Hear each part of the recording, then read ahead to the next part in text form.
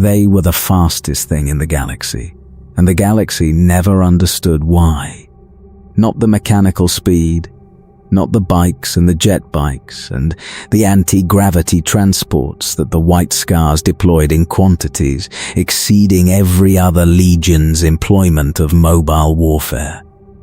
The Imperium understood the mechanical speed. The Imperium could quantify it, measure it, compare the White Scars' deployment velocity to the other legions, and produce the data that confirmed what the battlefield observation already demonstrated: the 5th Legion moved faster than anyone else. The Imperium did not understand the philosophical speed, the conviction embedded in the White Scars' culture at the cellular level, inherited from the steppes of Chogoris. Refined through the Great Crusade's decades of campaigning, that speed was not a tactic. Speed was a way of seeing the universe. The warrior who moved was the warrior who lived. The warrior who stopped was the warrior who had surrendered the initiative that movement provided. The warrior who built walls was the warrior who had admitted defeat before the enemy arrived, because the wall's construction was the confession that the builder could not outrun the threat the wall was designed to address. The White Scars did not build walls. The White Scars rode. The riding was not the method. The riding was the meaning. The universe was vast. The universe was meant to be crossed. The crossing was the purpose, and the purpose did not accommodate the standing still that the Imperium's other military doctrines prescribed. This is the story of the 5th Legion, the White Scars. The horde of Jaghatai, the warriors who were dismissed as barbarians by a civilization that could not distinguish between the primitive and the free, who were underestimated by allies and enemies alike because the underestimating was easier than the understanding, and who demonstrated, battle after battle, crusade after crusade, across a heresy that tested every legion's loyalty, that the beings the Imperium called savages were the Imperium's most principled warriors. The White Scars chose loyalty when the choosing was hardest. Not because the choosing was easy, not because the White Scars' relationship with the Emperor was uncomplicated, because the choosing was right, and the rightness was the principle, and the principle was the freedom that the Imperium's other legions had abandoned when the legions chose obedience over judgment. The White Scars judged, the White Scars chose. The White Scars rode to terror when the riding's cost was half a legion's strength. The riding was the loyalty expressed through the medium the White Scars understood best. Movement. Always movement. The stopping was the dying. And the White Scars refused to die. Chogoris is a world of grass and wind and the vast empty distances that the grass and the wind produce when a planet's geography is dominated by the steppes that stretch from horizon to horizon without the interruption that mountains or forests or the industrial infrastructure of more developed worlds provide. The planet, listed on the older imperial star charts as Mundus Planus, though the inhabitants call it Chogoris, is a world whose geography has shaped its culture as thoroughly as any world shapes any culture. The steppes produce nomads. The nomads produce riders. The riders produce warriors. The warriors produce the tribes whose competition for the steppes' resources is the history the planet's culture records in the songs the tribes maintain. The tribes of Chogoris are horsemen. The statement captures the culture's essence. The relationship between the rider and the mount that the steppes conditions produce, and that the culture elevates from the practical into the sacred. The horse is not a tool on Chogoris. The horse is the partner, the companion, the extension of the rider's body that the riding's intimacy produces over decades of shared movement across the steppes' distances. The tribe's war. The warring is not the purposeless violence that stable civilizations attribute to the nomadic. The assumption that the nomads fight because the nomads have nothing else to do. The warring is the competition for survival, the contestation of grazing rights, water access. The resources the steppes provide in quantities insufficient for every tribe's needs. The warring produces the warriors. The warriors produce the culture. The culture produces the values, honor, courage, the martial skill the competition demands, the freedom that the nomadic existence provides, and that the nomads value above every other quality the existence encompasses. The Palatine ruled the world's settled civilization, the empire that occupied Kogoris's more developed regions, the cities, the agricultural zones, the territories whose populations had abandoned the nomadic existence for the stability the settlement provided, was governed by a ruler whose title captured the ruler's self-assessment. The Palatine regarded the nomadic tribes with the contempt the settled direct at the mobile, the assumption that the settled civilization's permanence represented progress, and the nomad's mobility represented primitiveness. The contempt was wrong.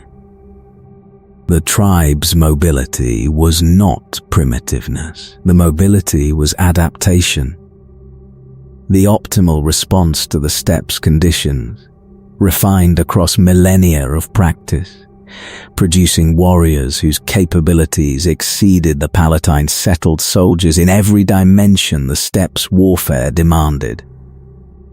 Jaghatai Khan arrived on Chogoris as an infant. The Primarch, scattered from terror by the warp's disruption, deposited on a world whose conditions would shape the being the Primarch became, was found by Ong Khan, the leader of a small tribe called the Talaskars. Ong Khan adopted the infant. Ong Khan raised the child as a warrior. The child was extraordinary. The Primarch's capabilities exceeded every other being on the planets. The speed, the strength, the tactical intelligence that the Primarch's genetics provided, manifesting across the childhood's years with the progressive revelation that superhuman capabilities emergence produces. The child outran the horses. The child outfought the warriors. The child's capacity for the steppes' warfare exceeded what the steppes' millennia of warrior production had generated. Ong Khan was killed. The tribe's leader, the being who had found and raised the Primarch, was killed by a rival tribe in the perpetual warfare the steppes produced. The killing galvanized the young Jaghatai. The grief produced the determination. The determination produced the campaign. Jaghatai united the Talaskars. The young Primarch, whose capabilities exceeded every warrior's on the planet, took command of the tribe his adoptive father had led and prosecuted the campaign the grief demanded. The destruction of the rival tribe that had killed Ong Khan, the vengeance conducted with the speed and the precision that the Primarch's nature provided, and that the steppes' warfare demanded. The vengeance was the first step.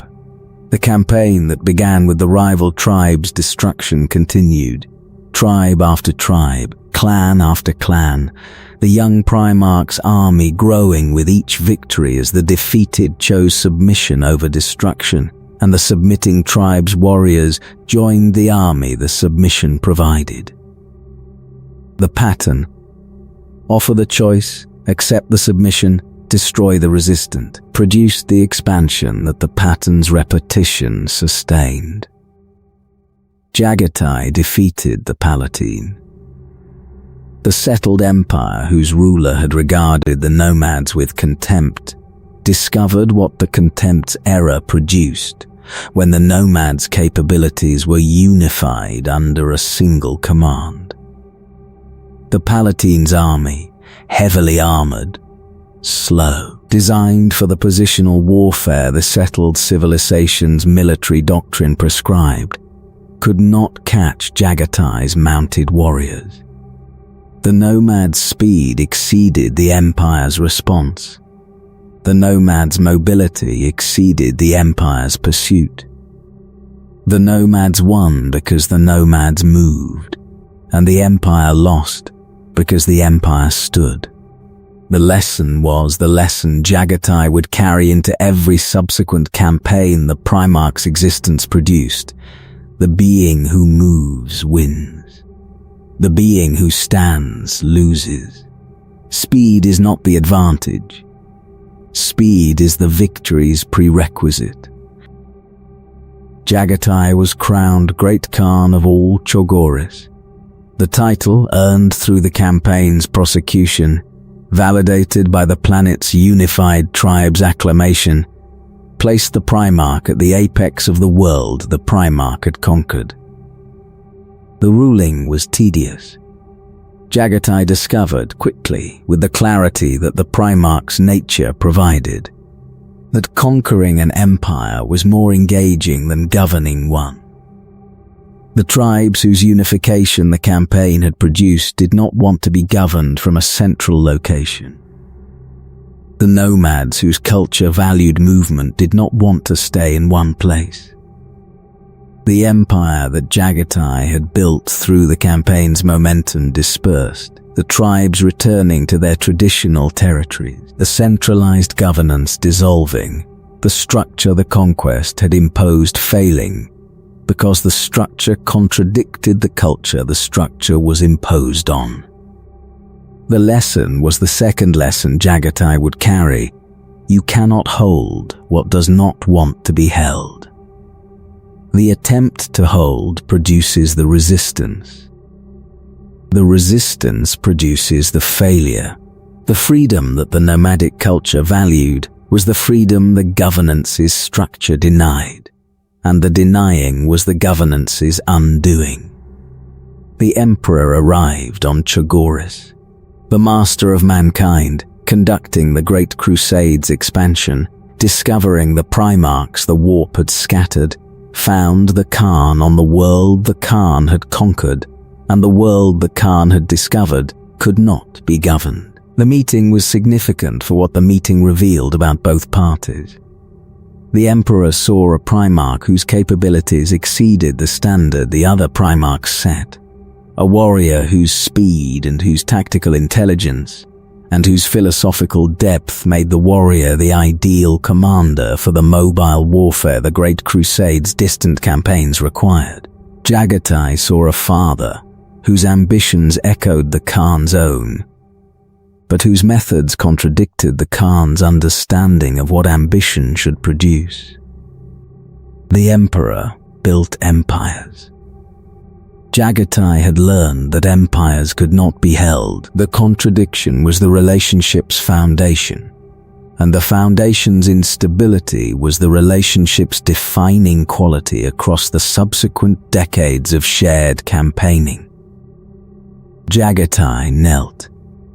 The Great Khan, the conqueror of Chogoris, the being who had defeated the Palatine's empire through the speed the Palatine could not match, knelt before the Emperor and accepted the role the Emperor offered, not because the kneeling came naturally. The kneeling came hard to a being who had conquered a world through the refusal to kneel. But Jaghatai recognized the necessity. The Emperor's purpose, the unification of humanity, the protection of the species against the galaxy's threats, was a purpose the Khan could serve, even if the service required the subordination the Khan's nature resisted. The subordination was conditional. Jaghatai served the Emperor. Jaghatai did not submit to the Emperor. The distinction was the Khan's contribution to the relationship. the insistence that service and submission were different things, and that the former could be offered without the latter being accepted. The emperor accepted the distinction, or the emperor tolerated the distinction. The two are not the same, and which one describes the emperor's response is a question the relationship's participants did not resolve. The Khan's relationship with the emperor was the most honest relationship any Primarch maintained with the master of mankind, and the honesty was the relationship's most uncomfortable quality. The other Primarchs related to the emperor through the filters their natures provided. Horus related through admiration, the son who saw the father's greatness and sought to emulate it. Guilliman related through duty, the son who saw the father's purpose and sought to fulfill it. Dawn related through loyalty, the son who saw the father's authority and sought to uphold it. Lorgar related through worship, the son who saw the father's divinity and sought to venerate it. The Khan related through assessment. The Primarch whose nature was the independent judgment assessed the emperor the way the Khan assessed everything, through the evaluation the nature prescribed. The observation producing the conclusions the observation's quality supported.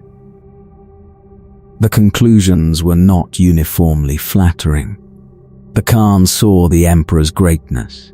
The Khan also saw the emperor's flaws, the paternalism, the secrecy, the willingness to manipulate the beings the emperor claimed to serve. The Khan saw the purpose the emperor pursued and recognized the purpose's value. The Khan also saw the methods the emperor employed and questioned the method's necessity. The honesty was not welcome. The emperor's court, the political environment the master of mankind's governance produced, did not accommodate the direct criticism the Khan's assessment generated.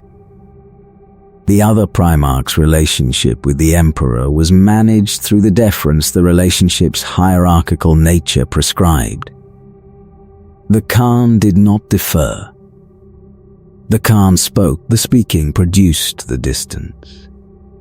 The emperor and the Khan maintained a relationship whose warmth was reduced by the honesty's coldness, the Primarch's direct assessments producing the discomfort the assessment's content generated in the being the assessments addressed. The emperor valued the Khan. The emperor did not entirely enjoy the Khan's company, because the Khan's company included the Khan's opinions, and the opinions were not always the opinions the emperor wanted to hear. The Khan's specific criticisms were these. The emperor treated the Primarchs as tools. The emperor's governance was becoming the bureaucratic prison the governance's efficiency should have prevented. The emperor's secrecy, the projects the emperor did not share, the plans the emperor did not explain, the purposes the emperor pursued without the consultation the purpose's magnitude demanded, was the paternalism the Khan's nature rejected. The criticisms were valid. The emperor did treat the Primarchs as tools, the beings the emperor had created for purposes the emperor defined, deployed according to the emperor's assessment rather than the deployed being's preference. The governance was becoming the bureaucratic prison, the administratum's expansion producing the institutional bloat the expansion's unconstrained continuation generated. The secrecy was real. The Webway project, the Thunder Warrior's culling, the plans the emperor maintained without the sharing the plan's significance warranted. The Khan criticized because the Khan cared. The criticism was not the rejection the criticism's surface might have suggested. The criticism was the engagement, the Primarch's investment in the relationship the criticism addressed, the desire for the relationship's improvement that the criticism's content demanded. A being who does not care, does not criticize. A being who does not invest, does not evaluate. The Khan's criticism was the Khan's investment expressed through the Khan's nature. The Emperor may not have understood this. The master of mankind, whose relationships with the Primarchs were managed through the authority the relationship's hierarchical nature provided, may not have recognized the criticism as the investment the criticism's proponent intended. The Emperor may have interpreted the criticism as the defiance the criticism's surface resembled. The interpretation, if accurate, would explain the distance the relationship maintained, the Emperor withdrawing from the Primarch whose engagement exceeded the form the Emperor's governance prescribed. The distance did not prevent the loyalty. The Khan chose the Emperor during the heresy, chose the Emperor despite the distance, despite the criticisms, despite the relationship's uncomfortable honesty. The choosing was the most significant evidence of the Khan's character the heresy produced, the demonstration that the loyalty was based on the principle rather than on the affection, that the Khan served the Emperor because the service was right rather than because the service was pleasant. The principle-based loyalty exceeded the affection-based loyalty in every test the heresy produced. The Primarchs, whose loyalty was based on affection, Horus, whose admiration for the Emperor was exploited by the corruption into the resentment the betrayal required, Lorgar, whose worship was redirected from the Emperor to the Chaos Gods, fell. The Primarchs, whose loyalty was based on principle, the Khan, whose service was the product of the judgment rather than the emotion, Dawn, whose service was the product of the duty rather than the fondness, held. The Khan's loyalty was the freest loyalty in the Imperium. The loyalty of a being who could have chosen otherwise, who had the independence the choosing required, the capability the choosing demanded, the awareness the choosing necessitated, and who chose loyalty because the choosing was right, not because the authority commanded, not because the affection motivated, because the being assessed the situation and determined the correct choice and made the choice the determination produced. The free loyalty is the strongest loyalty. The loyalty that is chosen can be trusted because the choosing demonstrates the chooser's commitment. The loyalty that is commanded cannot be trusted because the commanding demonstrates the commander's doubt. The Khan chose. The choosing was the loyalty. The loyalty was the strongest the heresy tested. The Khan served the Emperor because the Khan judged the service right.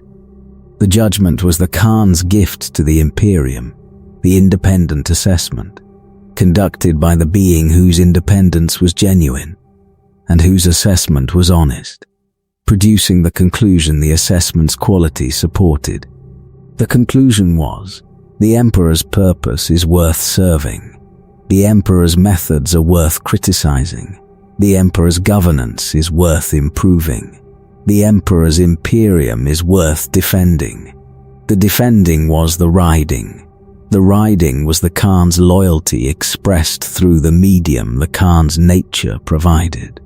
The Khan rode to Terra because Terra was where the riding's purpose demanded the Khan go. The purpose was the Emperor's defense. The defense was the loyalty's expression. The expression was the principle's validation. The Khan served, the Khan criticized, the Khan rode. The three were the same act conducted through different channels. The Emperor may not have appreciated the unity. The Emperor may not have recognized the criticism, the service, and the riding as the expressions of the same loyalty the expression's apparent diversity obscured. The Khan did not need the Emperor's appreciation. The Khan needed the Emperor's survival. The Khan rode to provide the survival. The survival was provided. The honesty endured. The riding endured alongside it. The 5th Legion that Jaghatai inherited was not a legion in the unified sense the term implies. The Star Hunters, the legion's original designation, the name the 5th carried before the Kogorians' integration produced the identity the legion would carry into history, were fragmented. The 5th Legion's companies had fought independently for so long that the companies regarded each other as strangers. The Terran-born Marines who had served in the 5th since the Legion's founding, and the Kogorian-born Marines who would join after the Primarch's discovery were not simply two populations within a single force. They were two cultures whose integration the Primarch's leadership would need to accomplish before the Legion could function as the unified body the Great Crusade's campaigns demanded. Jaghatai unified the Legion the same way Jaghatai unified the tribes, through shared experience. The Khan gathered every member of the 5th on Chagoris, a process that took nearly a decade. The scattered companies recalled from their independent deployments across the galaxy's distant theaters. The gathering was the first step. The gathering placed the Legion's members in proximity. The proximity permitted the ritual. The ritual was Chogorian. The Marines, Terran-born and Chogorian alike, underwent the scarification that the Chogorian warrior tradition prescribed. The cutting of the face, the deliberate ritualized marking of the skin that the Chogorian culture used to record the warrior's identity, the warrior's achievements, the warrior's membership in the community the cutting symbolized. The cutting was painful. The cutting was meaningful. The cutting was the declaration we are one. The marks we carry are the marks we share. The sharing is the unity. The Marines chose new names. The renaming was the Kogorian tradition's contribution to the unification, the abandonment of the identity the Marine had carried before the ritual, the adoption of a new identity that reflected the Marines' membership in the unified Legion rather than the Marines' previous allegiance to the fragmented company. The renaming was voluntary. The renaming was also expected. And the expectation carried the weight that the Khan's authority provided. The bonding was completed through combat. Jaghatai deployed the unified Legion against an Orc empire, the campaign designed to produce the shared experience the unity required. The Khan deployed the force so that the Terran-born and the Kogorian-born fought alongside each other, each dependent on the other for the survival the engagement demanded. 1/10 of the Legion died. The remaining emerged as a unified body for the first time in the Legion's history. The Legion became the White Scars. The name, derived from a corruption of a Kogorian tribe name combined with the Legion's new ivory livery, captured the identity the unification had produced. The white was the color. The scars were the markings. The White Scars were the unified 5th Legion, carrying the Kogorian steppes values into the galaxy's wider war. The Great Crusade took the White Scars across the galaxy, and the galaxy learned what the steppes warfare looked like when the steppes were the stars.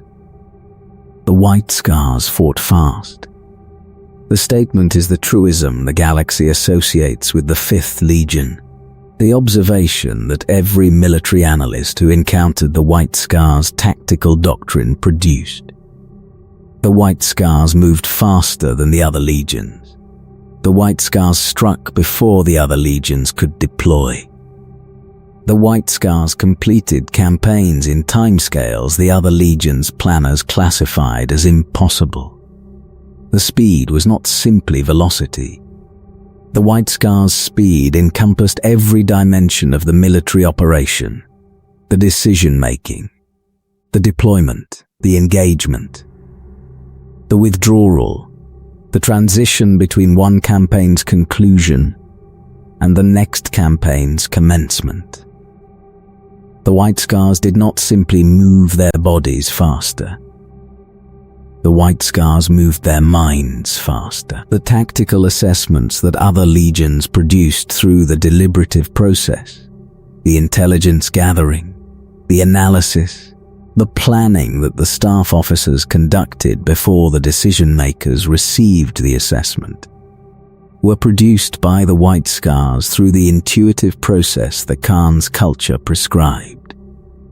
The Khan did not plan the way other Primarchs planned. The Ultramarines Gilliman produced comprehensive operational plans whose detail encompassed every contingency the plan's analysts could anticipate. The Imperial Fist's Dawn produced defensive plans whose thoroughness ensured the position's integrity against every assault the position might face. The Khan produced no plan. The Khan assessed the situation, identified the enemy's vulnerability, and moved the decision and the actions separated by the minimum interval the human mind could achieve. The interval reduced further by the Primarch's superhuman cognition. The interval was the advantage. The enemy who faced the White Scars faced a force whose decisions preceded the enemy's by a margin the enemy's own decision-making process could not close. The White Scars acted while the enemy was still assessing. The White Scars struck while the enemy was still planning. The White Scars withdrew while the enemy was still reacting to the striking. The tempo exceeded the enemy's, and the tempo's excess was the victory's mechanism. The bike was the steed. The Astartes attack bike, the military vehicle whose speed and agility the Imperium's standard military forces employed as reconnaissance and light harassment, was adopted by the White Scars as the primary combat vehicle, not the support vehicle, not the reconnaissance platform. The primary combat vehicle, the platform from which the White Scars' warriors conducted the engagements the campaign's prosecution demanded. The adoption was the Chogorian step translated into the mechanical. The horse that the Chogorian warrior rode across the steppes was the predecessor.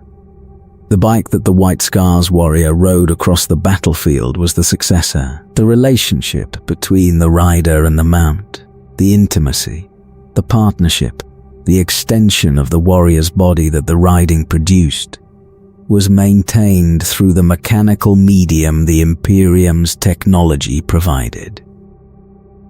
The White Scars maintained more bike squads than any other legion. The statement is quantitative, but the quantity's significance is qualitative.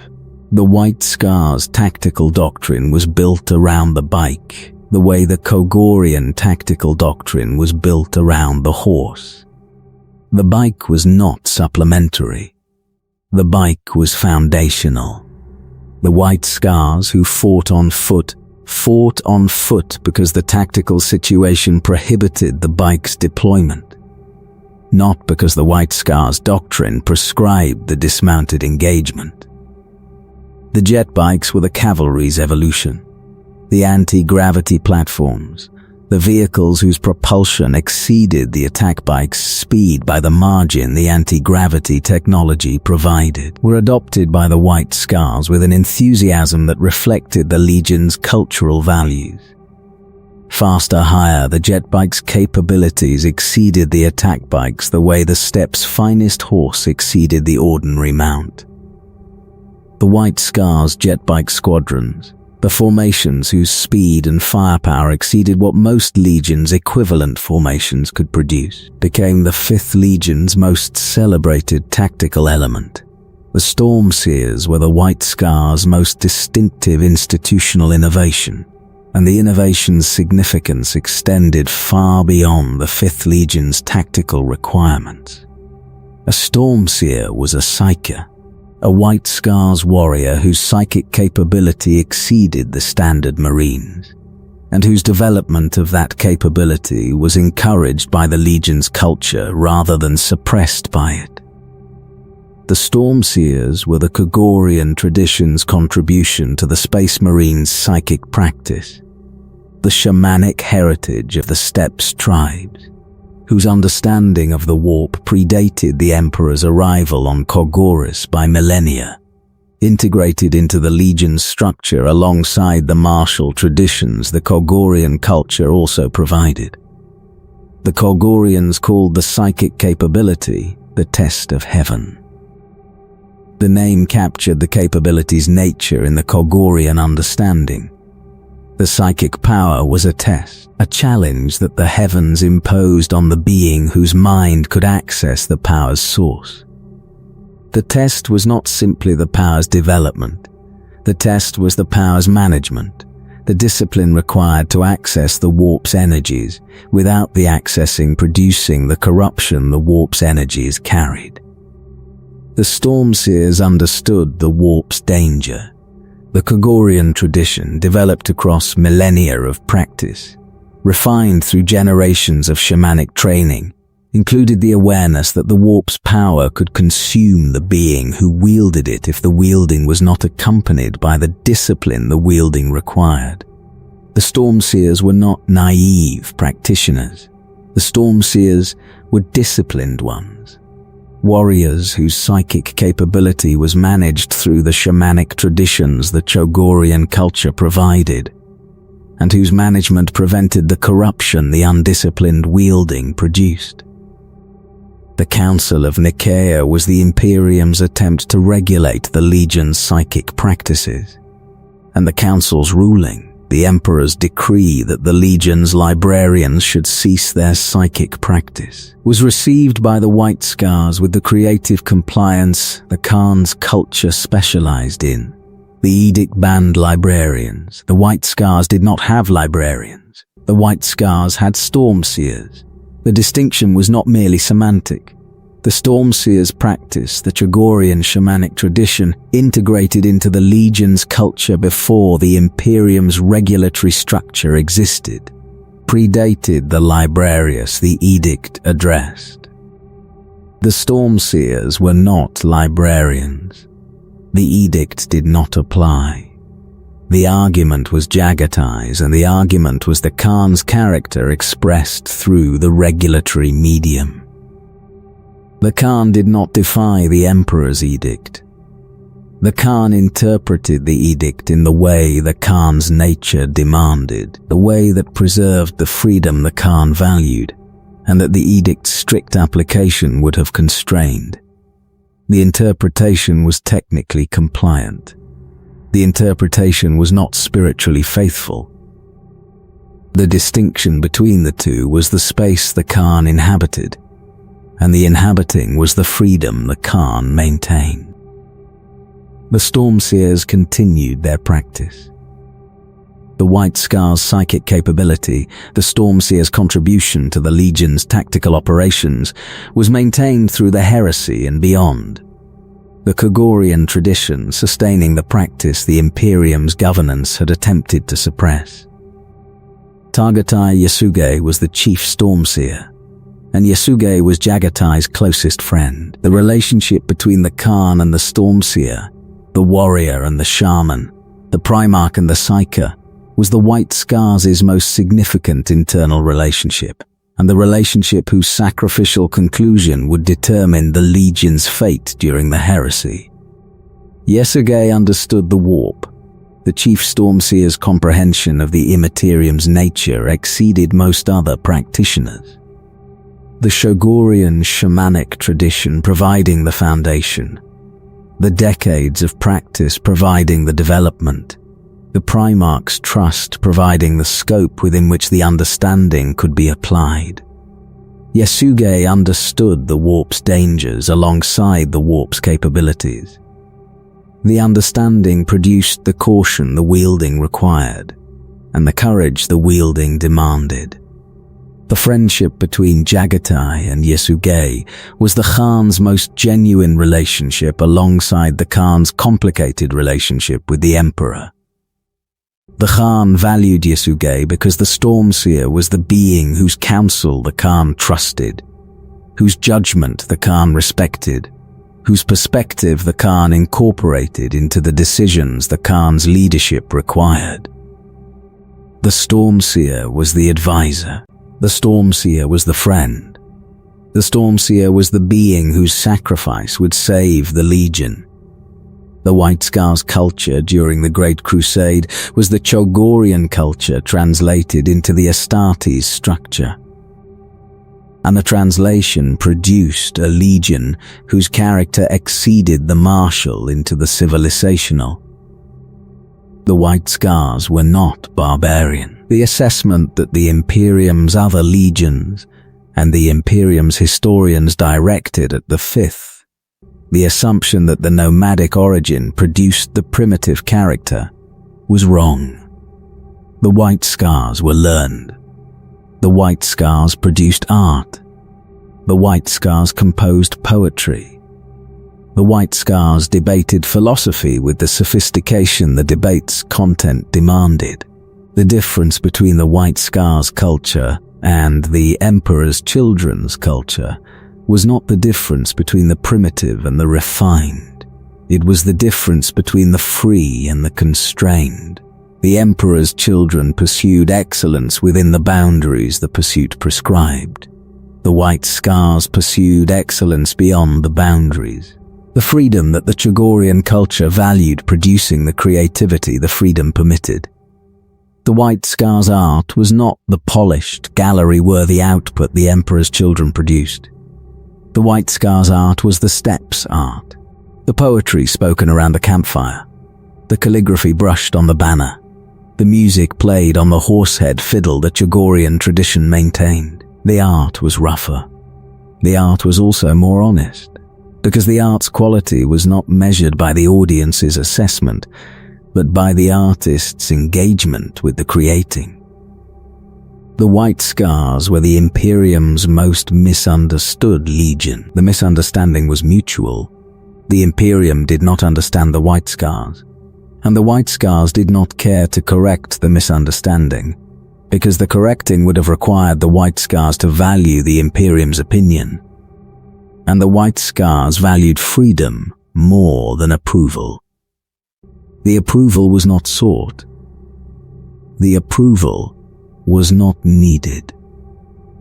The White Scars rode. The riding was the approval the White Scars sought. The approval of the wind and the distance, and the vast open galaxy whose crossing was the purpose the riding expressed. The galaxy was the steppe. The steppe was the galaxy. The White Scars rode across both. The White Scars compose poetry. The statement surprises the beings who have accepted the barbarian assessment the Imperium's conventional wisdom promotes, because the statement contradicts the assessment's implications. Barbarians do not compose poetry. Barbarians do not practice calligraphy. Barbarians do not maintain the artistic traditions that the White Scars maintain alongside the martial traditions the artistic traditions accompany. The White Scars are not barbarians. The White Scars are nomads, and the distinction between the two is the distinction the Imperium's cultural bias refuses to draw. A barbarian is a being whose culture lacks the sophistication the observer's culture possesses. The term is the observer's judgment applied to the observed, and the judgment says more about the observer's biases than about the observed's qualities. A nomad is a being whose culture is organized around movement rather than settlement. And the organization around movement does not preclude the sophistication the settlement's organization permits. A nomad can be a poet. A nomad can be a philosopher. A nomad can be a calligrapher whose brushwork exceeds the settled civilization's practitioners because the nomad's tradition has been refining the brushwork across millennia the settlement's civilization has not matched. The Chagorian calligraphic tradition is among the most sophisticated artistic traditions any world the Imperium contains has produced. The brushstrokes, the controlled, precise, aesthetically refined marks the calligrapher produces on the surface the calligraphy's medium provides, are practiced by the White Scars' warriors alongside the martial arts the warrior's combat training prescribes. The calligraphy is not the warrior's hobby. The calligraphy is the warrior's discipline, the practice of control, of precision, of the aesthetic judgment the control's application produces, conducted through the brush's medium rather than the blades, but developing the same qualities both media demand. The horsehead fiddle, the traditional Chagorian instrument whose body is carved in the form of a horse's head, is played by the White Scars warriors during the gatherings the chapter's culture maintains. The music the fiddle produces is the steppes music, the melodies that capture the grassland's wind, the rhythms that echo the horse's gallop, the harmonies that the open space's acoustic qualities produce. The music is beautiful.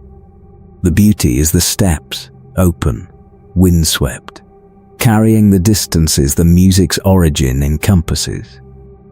The poetry is the steppes as well, the White Scars' poetic tradition, maintained by the Stormseers alongside the shamanic practices the Stormseer's role prescribes, produces compositions whose quality exceeds what the barbarian assessment would predict. The compositions address the themes the steppes' culture values: movement, freedom, the warrior's relationship with the mount, the wind's relationship with the grass, the sky's relationship with the rider. The themes are not sophisticated in the way the Emperor's Children's artistic themes were sophisticated. The White Scars poetry does not address the abstracted aesthetics the Emperor's Children's refined culture prescribed. The White Scars poetry addresses the experienced, the direct, sensory, emotionally immediate experience of the being whose existence is defined by the movement across the open spaces the poetry describes. The poetry is honest. The honesty is the quality the Emperor's Children's refinement occasionally obscured. The gap between the artistic expression and the experience the expression describes, the gap that the refined culture produces when the refinement exceeds the experience's capacity to sustain the refinement's elaboration. The White Scars poetry does not exceed the experience. The White Scars poetry captures the experience with the directness the experience's nature demands. The scarification is the artistic tradition the galaxy most readily associates with the White Scar, and the association captures the culture's character with the precision the scarification's practice provides. Every White Scar bears scars. The ritual markings, the cuts inscribed on the face during the induction ceremony, the subsequent markings added across the warrior's career to record the achievements the markings commemorate, are the White Scars' visual signature and the culture's most direct expression. The scars are art. The scars are history. The scars are the warrior's autobiography inscribed on the warrior's body in the language the Chagorian tradition provides. The markings are not random. The scars' placement, their patterns, their relationships to each other, these are determined by the traditions the Chagorian culture prescribes. The rules governing the scarification's practice refined across millennia of the tradition's maintenance. A white scar whose scars are correctly read reveals the warrior's history through the scar's patterns, the battles fought, the enemies defeated, the honors earned, the rank achieved. The reading requires the knowledge the tradition provides. The Imperium's outsiders, the beings who observe the white scar's scars without the cultural knowledge the scar's interpretation demands, see the markings as the primitive's decoration. The white scars see the markings as the warrior's record, the autobiography whose chapters are written in the skin, and whose reading requires the literacy the Chogorian tradition supplies. The white scars maintain their cultural traditions with a tenacity that exceeds what most chapters bring to their own cultural maintenance. The Chogorian traditions, the calligraphy, the poetry, the horsehead fiddle, the scarification, the steppe songs, the shamanistic practices the Stormseers preserve are maintained across the chapter's 10,000-year history with the fidelity the tradition's significance demands. The maintenance is deliberate. The white scars understand that the traditions are not decorative. The traditions are the identity, the Chogorian character that the Khan established as the Legion's foundation, and that the chapter has maintained as the chapter's essence. The tradition's abandonment would be the identity's abandonment.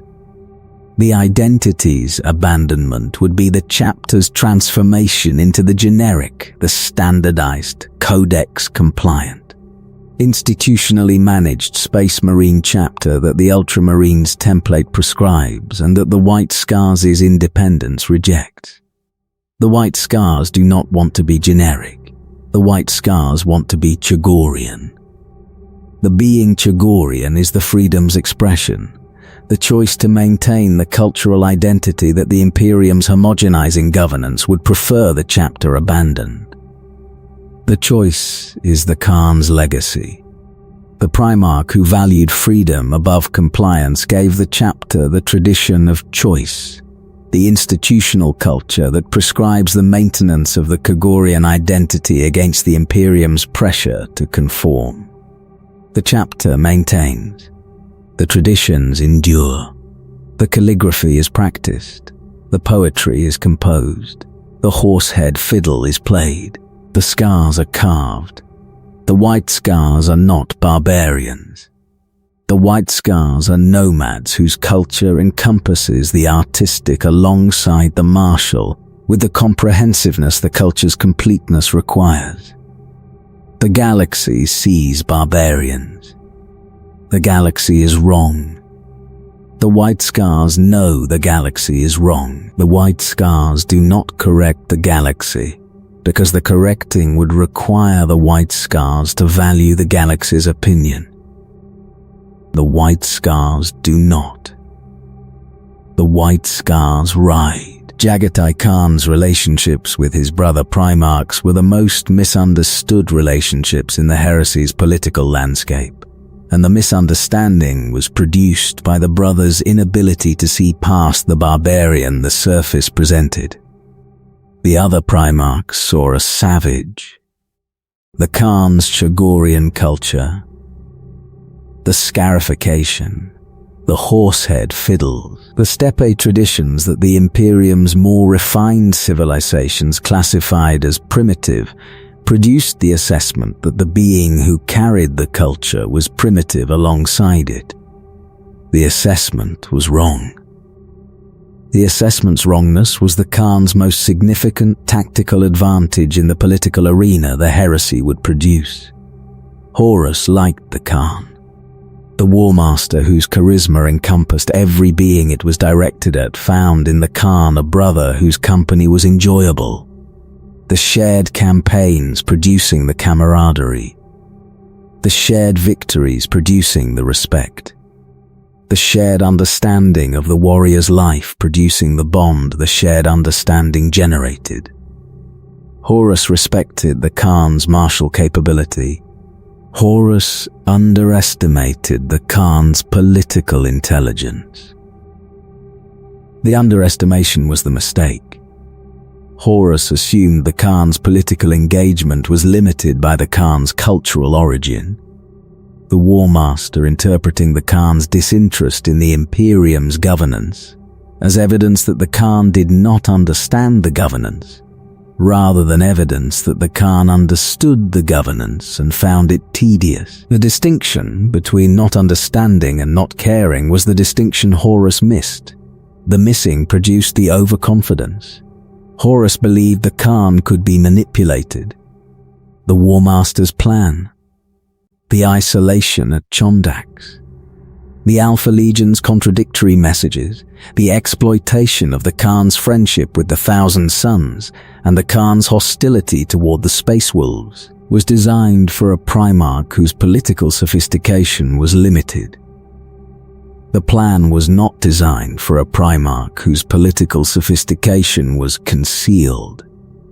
The Khan saw through the plan. The Primarch, whose political intelligence the War Master had underestimated, examined the contradictory messages and identified the deception. The identification was not the product of superior intelligence alone.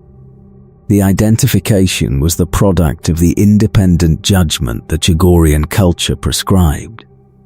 The refusal to accept authorities' claims without the evaluation the claims assessment required.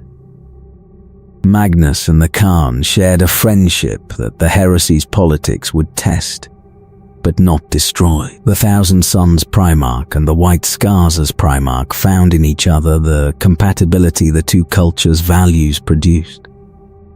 The Kogorian appreciation of the mystical aligning with the Prosperian appreciation of the scholarly, the Stormseer's shamanic practice resonating with the Thousand Sons' sorcerous tradition. The friendship survived Prospero. The Khan condemned the Space Wolves' attack on the Thousand Sons' homeworld, condemned it publicly, condemned it repeatedly, condemned it with the fury the Kogorian culture directed at injustice. The Khan's condemnation was not the defense of sorcery. The Khan's condemnation was the defense of the principle that the punishment the wolves had inflicted exceeded what the offense the punishment addressed demanded. The Khan's relationship with Leman Russ was hostile, and the hostility was the product of the two Primarchs' incompatible values rather than of the personal antipathy the hostility's surface suggested. Russ was a barbarian who was proud of being a barbarian. The Space Wolves' culture, the feasting, the sagas, the deliberate cultivation of the primitive's aesthetic, was the conscious choice of a Primarch whose sophistication exceeded the primitive's, but whose preference was for the primitive's presentation. Russ chose to be the barbarian. The choosing was the performance. The Khan was misidentified as a barbarian by beings who could not distinguish between the performance and the reality. The Khan was not performing. The Khan was being. The Chogorian culture was not a performance the Khan adopted, but the identity the Khan inhabited. The distinction between Russ's performative barbarism and the Khan's genuine cultural identity was the distinction the other Primarchs could not perceive, and that the Khan's frustration with the misperception intensified. The Khan's contempt for Russ was the contempt of the genuine for the performative. The being whose cultural identity was authentic regarding the being whose cultural identity was affected with the hostility the authenticity's violation of the affectation produced. Mortarion was the Khan's opposite. The Death Guard's Primarch, the stoic, the enduring, the being whose nature was the refusal to die rather than the determination to live, represented everything the Khan's nature rejected. Mortarion stood, the Khan moved. Mortarion endured, the Khan prevailed. The two Primarchs' natures were the antithesis of each other. and the antithesis produced the hostility the nature's incompatibility generated. The hostility would find its expression at the Lion's Gate spaceport. The Khan and Mortarion, the speed and the endurance, the movement and the standing, the antithetical Primarchs whose natures produced the conflict the nature's incompatibility demanded, met in combat during the Siege of Terra. The duel was the nature's contest, the fast against the durable, the blade against the resistance, the being who moved against the being who endured. The Khan won. Speed defeated endurance. Movement defeated standing. The being who moved prevailed over the being who stood, and the prevailing was the Khan's nature validated through the combat's medium. Rogel Dawn and the Khan maintained the uncomfortable alliance the heresy's politics required. The Imperial Fist's Primarch, the builder of walls, the defender of positions, the being whose nature was the antithesis of the Khan's mobility, needed the Khan's speed. The Khan whose nature rejected the walls Dawn built, needed the walls the Khan's speed operated around. The alliance was productive because the alliance's participants recognized the other's contribution without the recognition producing the affection the contribution might have warranted. Dawn respected the Khan. The Khan respected Dawn. The respect did not become friendship, because the nature's incompatibility prevented the friendship the respect might have produced in beings whose natures were more compatible. The incompatibility was the alliance's strength. The builder and the rider, the wall and the wind, produced a combined capability that exceeded what either nature could generate alone. The wall provided the anchor the wind needed. The wind provided the mobility the wall could not produce. Together, the Khan and Dawn defended Terra through the combination of the Khan's sorties and Dawn's fortifications. The speed and the strength producing the defense, the speed or the strength alone could not have maintained. The Khan's relationships with his brothers were the heresy's most revealing political document, because the relationships demonstrated how the Primarch's misperceptions of each other produced the outcomes the misperceptions enabled. The brothers who saw the Khan clearly, Magnus, who recognized the wisdom, Dawn, who recognized the capability, maintained the relationships the clarity produced. The brothers who saw the surface, Horus, who saw the manipulable savage, Russ, who saw the rival barbarian, produced the mistakes the surface's misreading generated. The Khan was not what the brothers saw. The Khan was what the Khan was, the warhawk of Chagoris, the rider of the steppe, the being whose depth exceeded the surface the brothers perceived, and whose depth's concealment was the Khan's most effective camouflage. The camouflage worked. The brothers who underestimated the Khan discovered the error. The discovery was the heresy's lesson. The being who looks simple may be the being whose complexity exceeds the observer's capacity to perceive. The Khan looked simple. The Khan was not. The White Scar's speed is not a military doctrine. The speed is a philosophy, and the philosophy's implications extend far beyond the battlefield the philosophy's military expression occupies. The philosophy begins on the steppe. The Kogorian nomad whose existence is defined by the movement across the grasslands does not move because the movement serves a purpose the standing would not. The nomad moves because the movement is the existence. The grassland is the world. The crossing of the grassland is the living. The stopping is the ending. Not the ending of the journey, but the ending of the being. Because the being is the journey, and the journey is the being, and the separation of the two produces the death of both. The philosophy is not mystical. The philosophy is observational, the Kogorian culture's accumulated understanding of the relationship between movement and life, produced through millennia of experience on a world whose conditions reward the mobile and punish the static. The nomad who moves survives because the movement carries the nomad to the resources the survival requires. The nomad who stops does not find the resources because the resources do not come to the stationary. The resources are distributed across the steppes distances, and the distances must be crossed if the resources are to be reached. The observation becomes the value. The movement that the survival demands becomes the movement the culture celebrates. The crossing that the resources require becomes the crossing the songs record.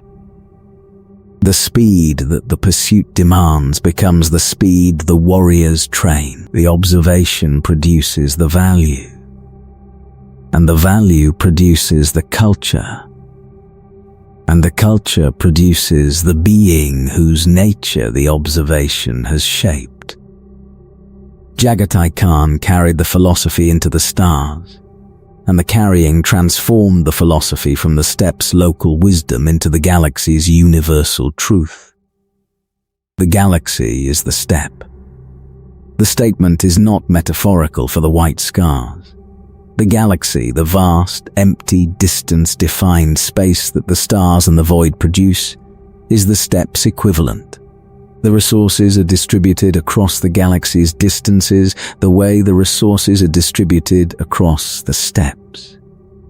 The enemies occupy positions in the galaxy's geography the way the rival tribes occupy positions in the steppes. The movement across the galaxy's distances is the movement across the steppes, conducted through the ship's medium rather than the horses, but governed by the same principles the steppe's movement established. The principles are these: move first, strike fast, do not hold what you have taken. The holding is the trap, the position whose defense consumes the resources the movement would have employed. The defense is the admission, the acceptance that the position's value exceeds the movement. And the acceptance is false, because the position's value diminishes the moment the position's defense prevents the movement the position's value was supposed to serve. The white scars do not hold territory. The statement is the military analyst's observation, produced from the study of the White Scars campaign records across the 10 millennia of the chapter's post-heresy service. The White Scars conquer but do not garrison. The White Scars secure but do not maintain. The White Scars win battles and move on. Victory is consolidation left to the forces whose doctrines accommodate the consolidation's demands. The observation is accurate. The observation's implications are the White Scars' contribution to the Imperium's strategic thinking, the demonstration that the conquest is not the victory. The victory is the movement the conquest permits. The conquest that prevents the movement, that traps the conqueror in the position the conquest has produced, is the conquest that has defeated the conqueror through the mechanism the conquest's success has created. The Khan understood this. The Primarch, whose experience on Chogoris included the lesson of the Empire's dispersal, the unified planet whose unity dissolved because the nomad's culture did not accommodate the centralized governance the unity required, carried the lesson into the Great Crusade's campaigns. The Khan conquered worlds. The Khan did not hold worlds. The Khan moved to the next world, the next campaign, the next crossing of the steppe the galaxy provided. The other Primarchs did not understand this. The Ultramarines Gilliman, whose nature was the builders, whose character was the governors, saw the Khan's refusal to hold as the Khan's failure to govern. The Imperial Fist's Dawn, whose nature was the defenders, whose character was the wall builders, saw the Khan's refusal to hold as the Khan's inability to commit. The Lions L. Johnson, whose nature was the strategists, saw the Khan's refusal as tactical indiscipline. The assessments were wrong. The Khan's refusal was not failure or inability or indiscipline. The refusal was the philosophy, the understanding that the holding was the trap, and that the trapped warrior was the defeated warrior regardless of the victories the trapping position had produced. The philosophy's validation came during the heresy. The legions that held, that maintained their positions, that defended their territories, that committed their forces to the static deployments the positions required, were the legions the heresy's violence consumed. The legions that moved, the White Scars, the Raven Guard in their guerrilla campaigns. The forces whose mobility prevented the heresy's violence from fixing them in positions the violence could destroy were the legions that survived. The White Scars survived the heresy because the White Scars moved. The movement was the survival. The survival validated the philosophy. The philosophy was proven through the medium the philosophy prescribed, the movement across the galaxy's distances, the crossing that carried the White Scars through the violence that consumed the beings who stood. The philosophy endures. 10,000 years after the Khan's disappearance, the White Scars' successor chapters and the White Scars themselves maintain the philosophy the Khan carried from the steppe to the stars. The movement is the purpose, the speed is the value, the crossing is the existence. The universe is vast. The universe is meant to be crossed. The White Scars cross it. The philosophy of speed extends beyond warfare into the White Scars' understanding of existence itself.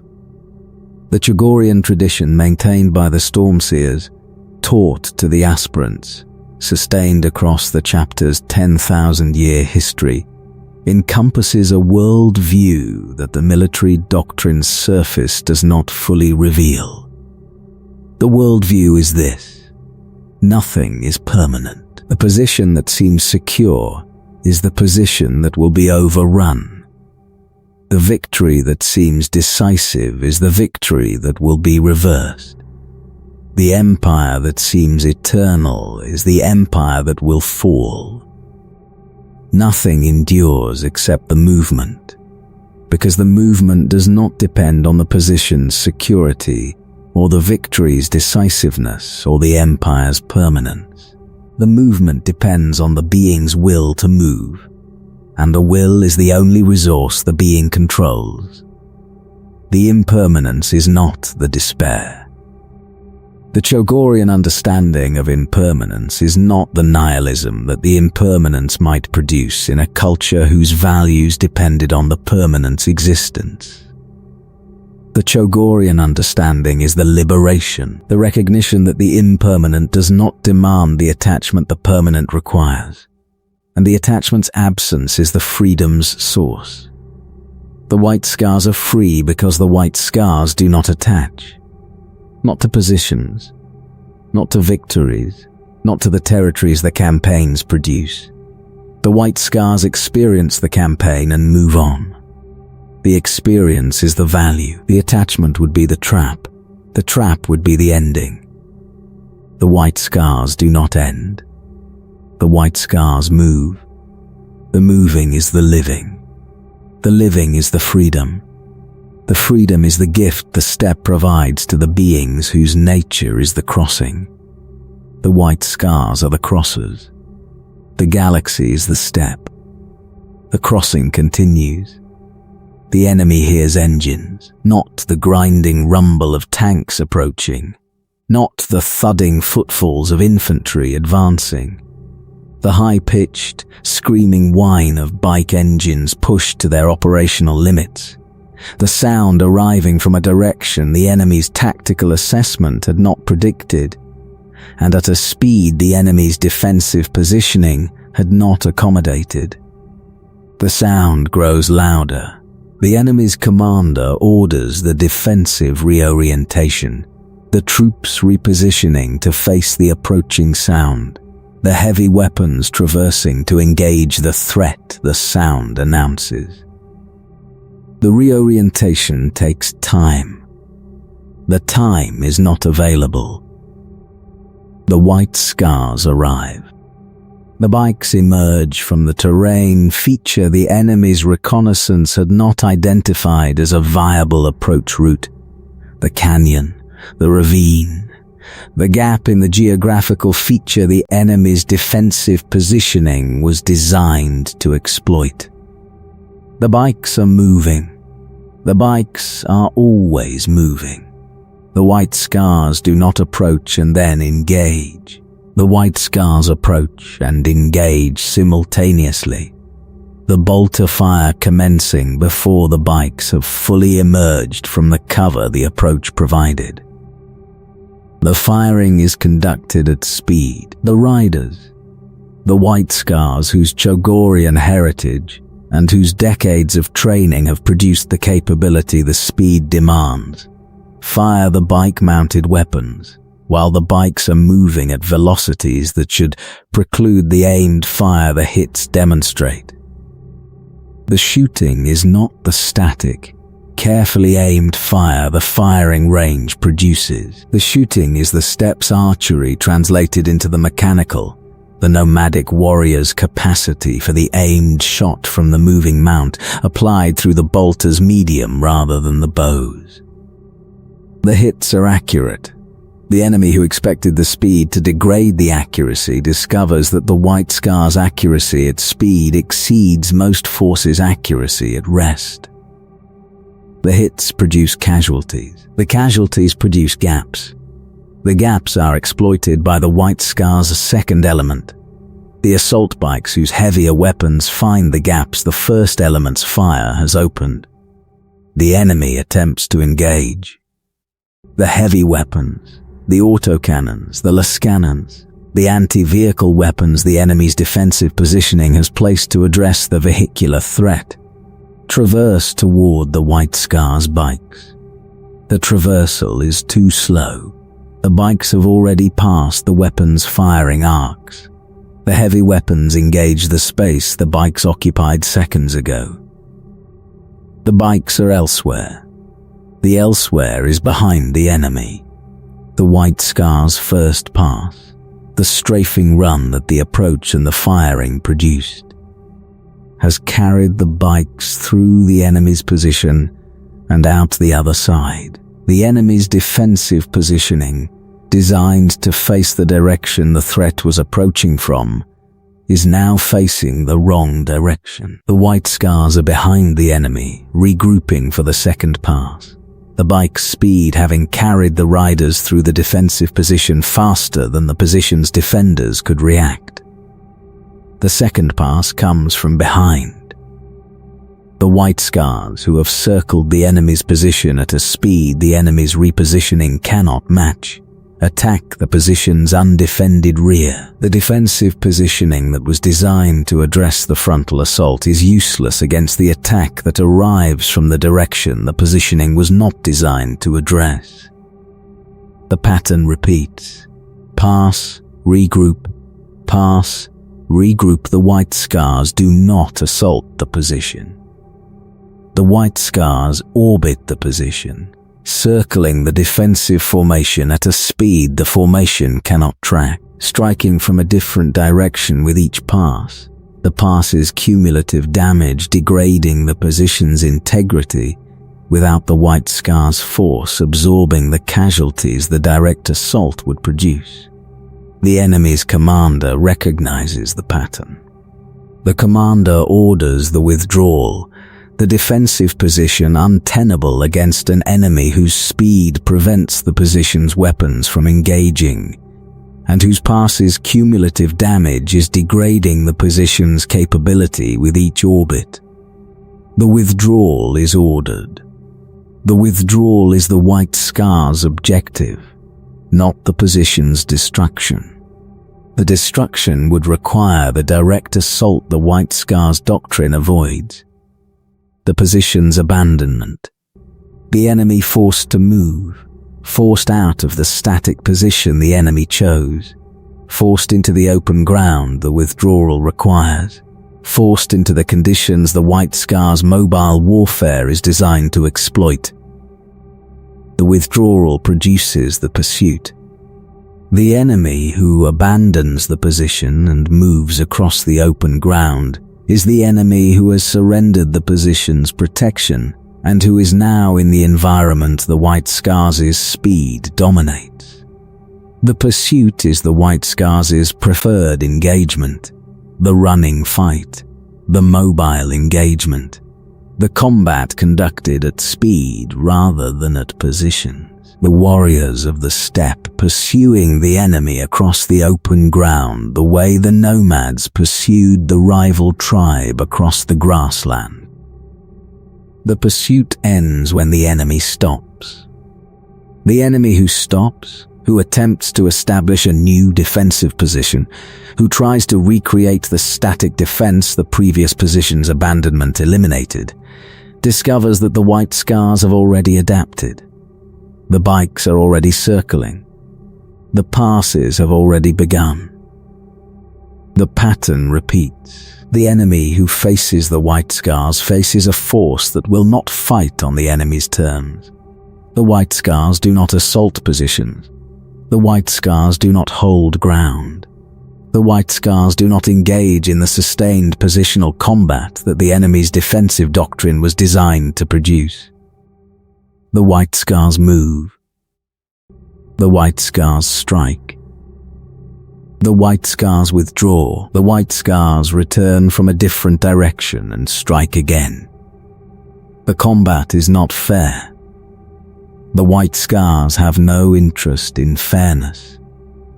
The White Scars have interest in victory, and the victory is produced through the speed the enemy cannot match, rather than through the force the enemy can prepare for. The White Scars combat is the steppe's combat, conducted through the 41st millennium's technology. The horse has become the bike. The bow has become the bolter. The steppe has become the battlefield. The tactical principles, the mobility, the harassment, the refusal to engage on the enemy's terms, are the same principles the Kogorian nomads developed across millennia of steppe warfare. The principles work.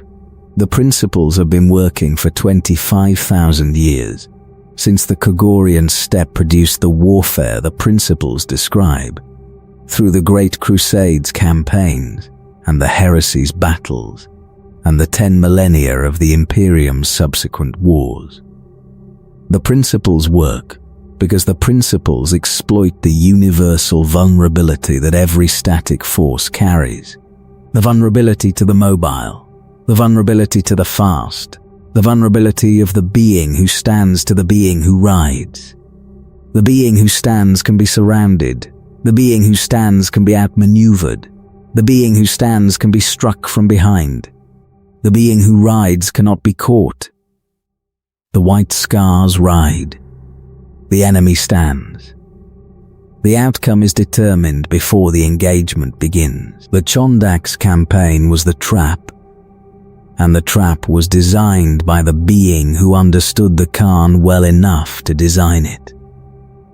Horus sent the White Scars to Chondax, the War Master, already corrupted, already committed to the rebellion, already planning the betrayal that the heresy's prosecution would require, directed the 5th Legion to the distant Chondak system with the orders the War Master's authority permitted. The orders described a campaign against an Orc empire. The campaign's strategic value was negligible. The Orc presence in the Chondak system was a remnant, scattered greenskin populations, whose elimination would consume time without producing results the Great Crusade's broader objectives required. Horus knew the Khan would accept. The trap's elegance was the trap's calibration to the Khan's nature, The War Master understood that Jaghatai would embrace the campaign's character rather than question the campaign's value. The Khan loved the hunt. The chase across distant systems, the pursuit of enemies across worlds the Imperium's cartographers had not mapped. The free-ranging campaign whose prosecution permitted the movement the Khan's nature demanded. The Chondak's campaign was the hunt Jaghatai would never refuse. The Khan accepted. The White Scars deployed to Chondaks. The campaign began. 7 years. The White Scars spent 7 years in the Chondak system, fighting the Orc remnants across the system's worlds, prosecuting the campaign with the thoroughness the campaign's conditions demanded. 7 years of fighting. 7 years of isolation. 7 years during which the heresy erupted, the Imperium burned, and the White Scars knew nothing. The isolation was the trap's purpose. Horus had not sent the Khan to Chondaks to fight Orcs. Horus had sent the Khan to Chondaks to be absent, removed from the Imperium's political landscape during the heresy's critical opening phases, the 5th Legion's military capability neutralized by the distance the Chondak's deployment imposed. The communications were sabotaged. The Alpha Legion, the 20th Legion, the Masters of Deception whose loyalty to Horus the War Master had secured, operated in the Chondak system's periphery, disrupting the communications that connected the White Scars to the wider Imperium. The astropathic messages that should have informed the Khan of the heresy's outbreak were intercepted, corrupted, or destroyed. The White Scars fought in the dark, isolated not by accident but by design. The Alpha Legion sent 2 contradictory messages. When the 20th's operatives determined that the White Scars' isolation could no longer be maintained, that the 5th Legion would eventually discover the heresy's occurrence through means the Alpha Legion's sabotage could not prevent. The Alpha Legion delivered 2 messages designed to maximize the confusion the messages produced. The first message came from Horus. The message claimed that Leman Russ had betrayed the Emperor, that the Space Wolves had destroyed Prospero and killed Magnus without authorization, that the Wolves' treachery was the heresy the Imperium now faced. The message instructed the Khan to punish Russ. The second message came from Dawn. The message told the truth, that Horus had betrayed the Emperor, that the War Master's rebellion was the heresy, that the White Scars were needed at Terra. 2 messages. 2 contradictory accounts. 2 versions of reality whose mutual exclusivity forced the Khan to determine which was true and which was false, without the information the determination required. The Alpha Legion's design was the confusion's weaponization. If the Khan believed Horus's message, the White Scars would attack the Space Wolves, loyalist fighting loyalist. The confusion producing the fratricide the confusion was designed to generate. If the Khan believed Dawn's message, the White Scars would ride to Terra. But the belief required the Khan to reject Horus's message, and the rejection required the trust in Dawn that the Alpha Legion's interference was designed to undermine. The Khan chose. The choice was not simple. The Khan's relationships with the Primarchs whose messages the choice required evaluating were complicated. The Khan's relationship with Horus was friendly. The War Master and the Khan had campaigned together, had respected each other's capabilities, had maintained the personal connection the shared campaigns produced. The Khan's relationship with Dawn was cooler, the Imperial Fist's Primarch's rigid temperament, contrasting with the Khan's fluid nature in ways the contrast's participants found uncomfortable. The Khan's relationship with Leman Russ was hostile, The Wolf King's destruction of Prospero, the burning of the Thousand Suns' homeworld, the attack on Magnus's legion, was an act the Khan condemned regardless of the attack's authorization. The Khan's friendship with the Thousand Suns, the Chogorian culture's compatibility with the Prosperian knowledge-seeking culture, the Storm Seer's kinship with the Thousand Suns' psychers, made the Prospero attack a personal wound as well as a political objection. The temptation to believe Horus's message was real. The message told the Khan what the Khan's existing prejudices supported, that Russ was the aggressor, that the wolves' barbarism had produced the treachery the Alpha Legion's message described. The temptation was the trap's most sophisticated element, the exploitation of the Khan's genuine grievance against the space wolves to produce the belief the exploitation required. The Khan did not fall for the trap. The Primarch, whose nature valued the freedom of judgment, whose culture prescribed the independent assessment of evidence rather than the obedient acceptance of authority, examined both messages and chose the one the evidence supported, not because the Khan trusted Dawn, because the Khan trusted his own judgment, and the judgment identified Horus's message as the deception the message's design revealed. The choice was loyalty, not the obedient loyalty the Imperium's governance prescribed, the loyalty of the being who obeys because the authority commands. The principled loyalty the Khan's character produced. The loyalty of the being who obeys, because the being has judged the obedience right, and has chosen the rightness over the alternatives the judgment's independence would have permitted. The Khan could have joined Horus. The War Master's offer, the freedom from the Imperium's constraints, the liberation from the governance the Khan found tedious, was genuine. The Khan's dissatisfaction with the Imperium was real. The Khan's discomfort with the Emperor's methods was genuine. The Khan had every reason the reasons accumulation could produce to accept Horus's offer and declare for the War Master. The Khan did not. The Khan judged. The Khan chose. The choice cost the White Scars dearly. The Legion was not unanimous. The 5th Legion contained Marines whose assessment of the situation differed from the Khan's, warriors whose loyalty to the War Master or whose dissatisfaction with the Imperium exceeded the loyalty to the Emperor the Khan's choice required. The internal conflict produced casualties. White Scars fought White Scars. The Legion that had been unified through the scarification ritual and the orc fighting campaign was divided by the heresy's choice into the loyal and the disloyal. The disloyal were purged. The Khan's judgment was applied. The Marines whose loyalty could not be confirmed were removed from the Legion through the methods the removal's urgency demanded. The purging was painful. The purging was necessary. The purging produced the unified force the Ride to Terror required. The Ride to Terror was the most difficult journey the White Scars had ever undertaken, and the difficulty was measured in the blood the journey cost. The Alpha Legion attacked.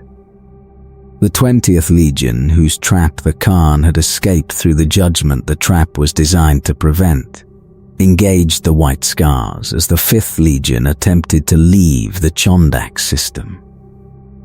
The Alpha Legion's forces interdicted the White Scars' departure, the engagement producing the delay the Alpha Legion's purpose prescribed. The White Scars fought through. The engagement against the Alpha Legion was the first of the heresy's battles the White Scars prosecuted, and the battle's conditions established the pattern the subsequent engagements would follow. The White Scars could not defeat the Alpha Legion through the conventional engagement the Alpha Legion's forces were designed to produce. The White Scars had to outrun the Alpha Legion, to move faster than the 20th could pursue, to break through the interdiction rather than overcome it. The breaking through was the White Scar's nature expressed through the heresy's conditions. The Fifth Legion did not stand and fight. The Fifth Legion moved through the Alpha Legion's forces past the interdiction's barriers into the space beyond the Chondak system's boundaries. The movement was costly. The White Scars lost warriors in the breaking through.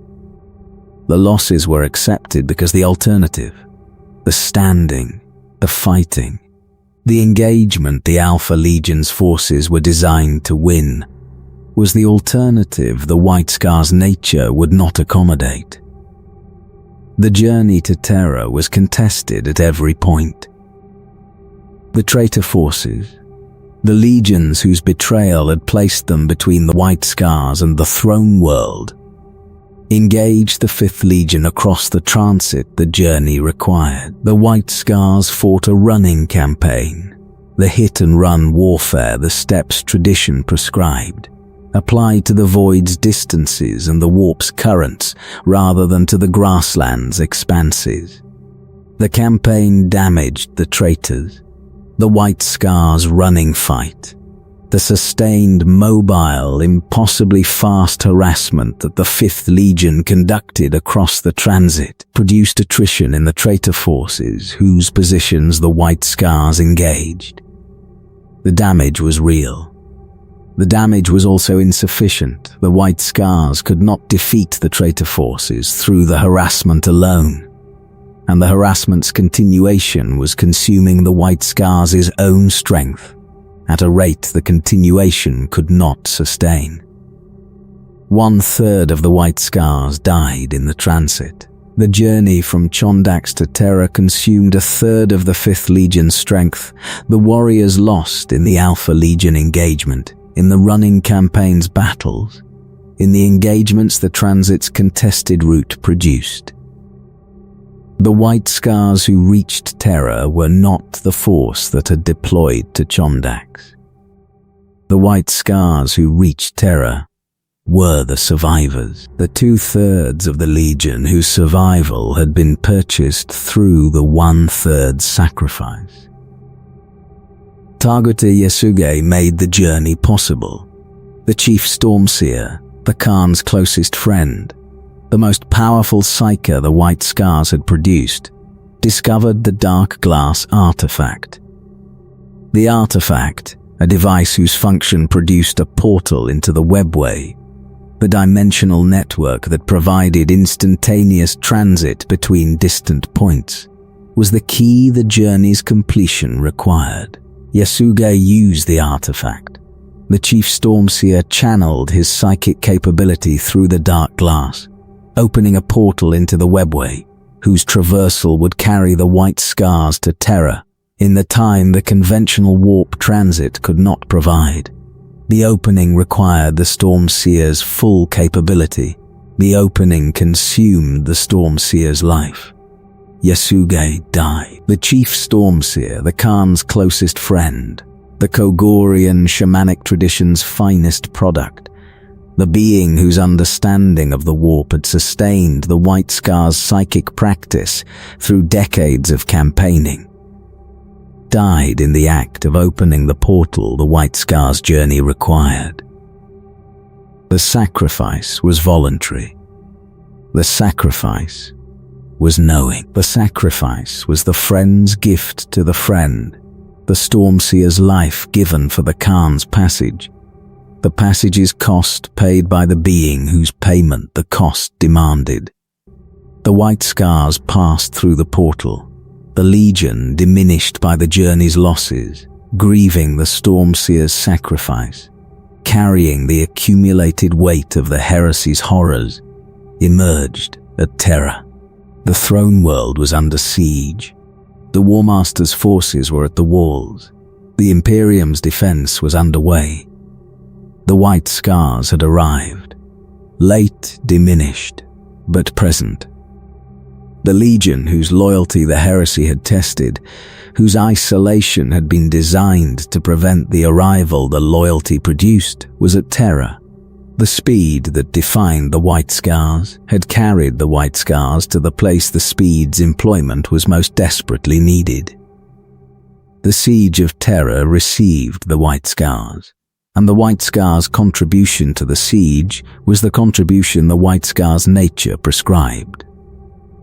The Khan deployed the Legion in the manner the Legion's doctrine demanded, not the static defense the siege's conditions might have prescribed, but the mobile counterattack the White Scars' capabilities provided. The 5th Legion did not hold walls. The 5th Legion rode beyond the walls, conducting the sorties, the raids, the mobile strikes that harassed the traitor forces' positions and disrupted the traitor forces' operations. The White Scars defended the civilians. During the siege's opening phases, the Khan took a portion of the Legion to protect Terra's civilian population from the predations of the Emperor's children and the Night Lords, the traitor legions whose assault on the Throne World's non-military population the Khan's honor compelled him to address. The Khan's commitment to the civilians' protection was the Khan's character expressed through the siege's conditions. The freedom-valuing Primarch protecting the beings whose freedom the traitor's assault was destroying. The White Scars held the Colossi. During Dawn's gambit at the Saturnine Wall, the strategic deception the Imperial Fist's Primarch devised to draw the traitors into a killing ground, the White Scars defended a key portion of the palace defenses. The holding was uncharacteristic. The mobile Legion fixed in a defensive position, fighting the static engagement the Khan's nature resisted. The holding was necessary. The Khan's judgment accepted the necessity, because the Khan's judgment recognized that the situation demanded the defense the Khan's nature did not prefer. The Lion's Gate spaceport was the White Scars' defining moment during the siege, and the moment was the moment the Khan proved that speed could win a siege. The traitor forces held the Lion's Gate spaceport, the critical infrastructure whose control provided the traitors with the landing capability the reinforcements' continued delivery required. The spaceport's recapture was a strategic priority the Loyalists' defense demanded. The Khan led the counterattack personally. The White Scars, the mobile legion whose doctrine prescribed the fast strike over the sustained assault, launched the counterattack with the speed the doctrine demanded. The assault was the steps warfare applied to the siege's conditions. The fast approach, the decisive engagement, the objective seizure conducted before the enemy's response could be organized. Jaghatai Khan fought Mortarion, the daemon Primarch of the Death Guard, the being whose corruption the heresy had produced, whose Nurgle-sustained power exceeded the mortal Primarchs, confronted the Khan at the spaceport's contested ground. The duel between the two Primarchs was the siege's most significant individual engagement, the speed of the Khan against the endurance of the Reaper. The Khan decapitated Mortarion. The blow, delivered with the speed the Khan's nature provided and the fury the heresy's betrayal sustained, severed the daemon Primarch's head and banished Mortarion's daemonic form back to the warp. The banishment was not permanent. A daemon Primarch's destruction in the material universe returns the daemon to the warp rather than destroying the daemon. But the banishment ended Mortarion's participation in the siege. The victory cost the Khan his life.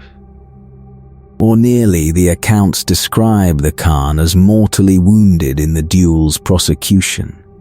The daemon Primarch's attacks producing damage the Primarch's superhuman biology struggled to repair. The Khan's body was rescued from the spaceport's battlefield by the White Scars, whose counterattack the Khan's leadership had directed. The Khan survived. The survival was narrow. The siege ended. Horus fell. The Emperor was placed on the Golden Throne. The heresy was over. The White Scars had ridden to terror. The White Scars had fought the siege. The White Scars had contributed the mobile warfare the siege's static conditions did not seem to demand, but that the siege's outcome arguably required. The speed had carried the Legion to the battle. The speed had won the battle's most significant engagement. The speed had proven itself in the conditions the speed's critics had argued it could not address. The Khan had proven the stepp's lesson. The being who moves wins. Even at a siege, even at the walls, even in the conditions the walls builders believe the walls have rendered the speed irrelevant. The speed was never irrelevant. The speed was the victory's prerequisite. The Khan had always known this. The siege proved it. The White Scars were not unanimous in their loyalty. And the unanimity's absence is the story's most humanizing element. The Alpha Legion's contradictory messages did not simply confuse the Khan.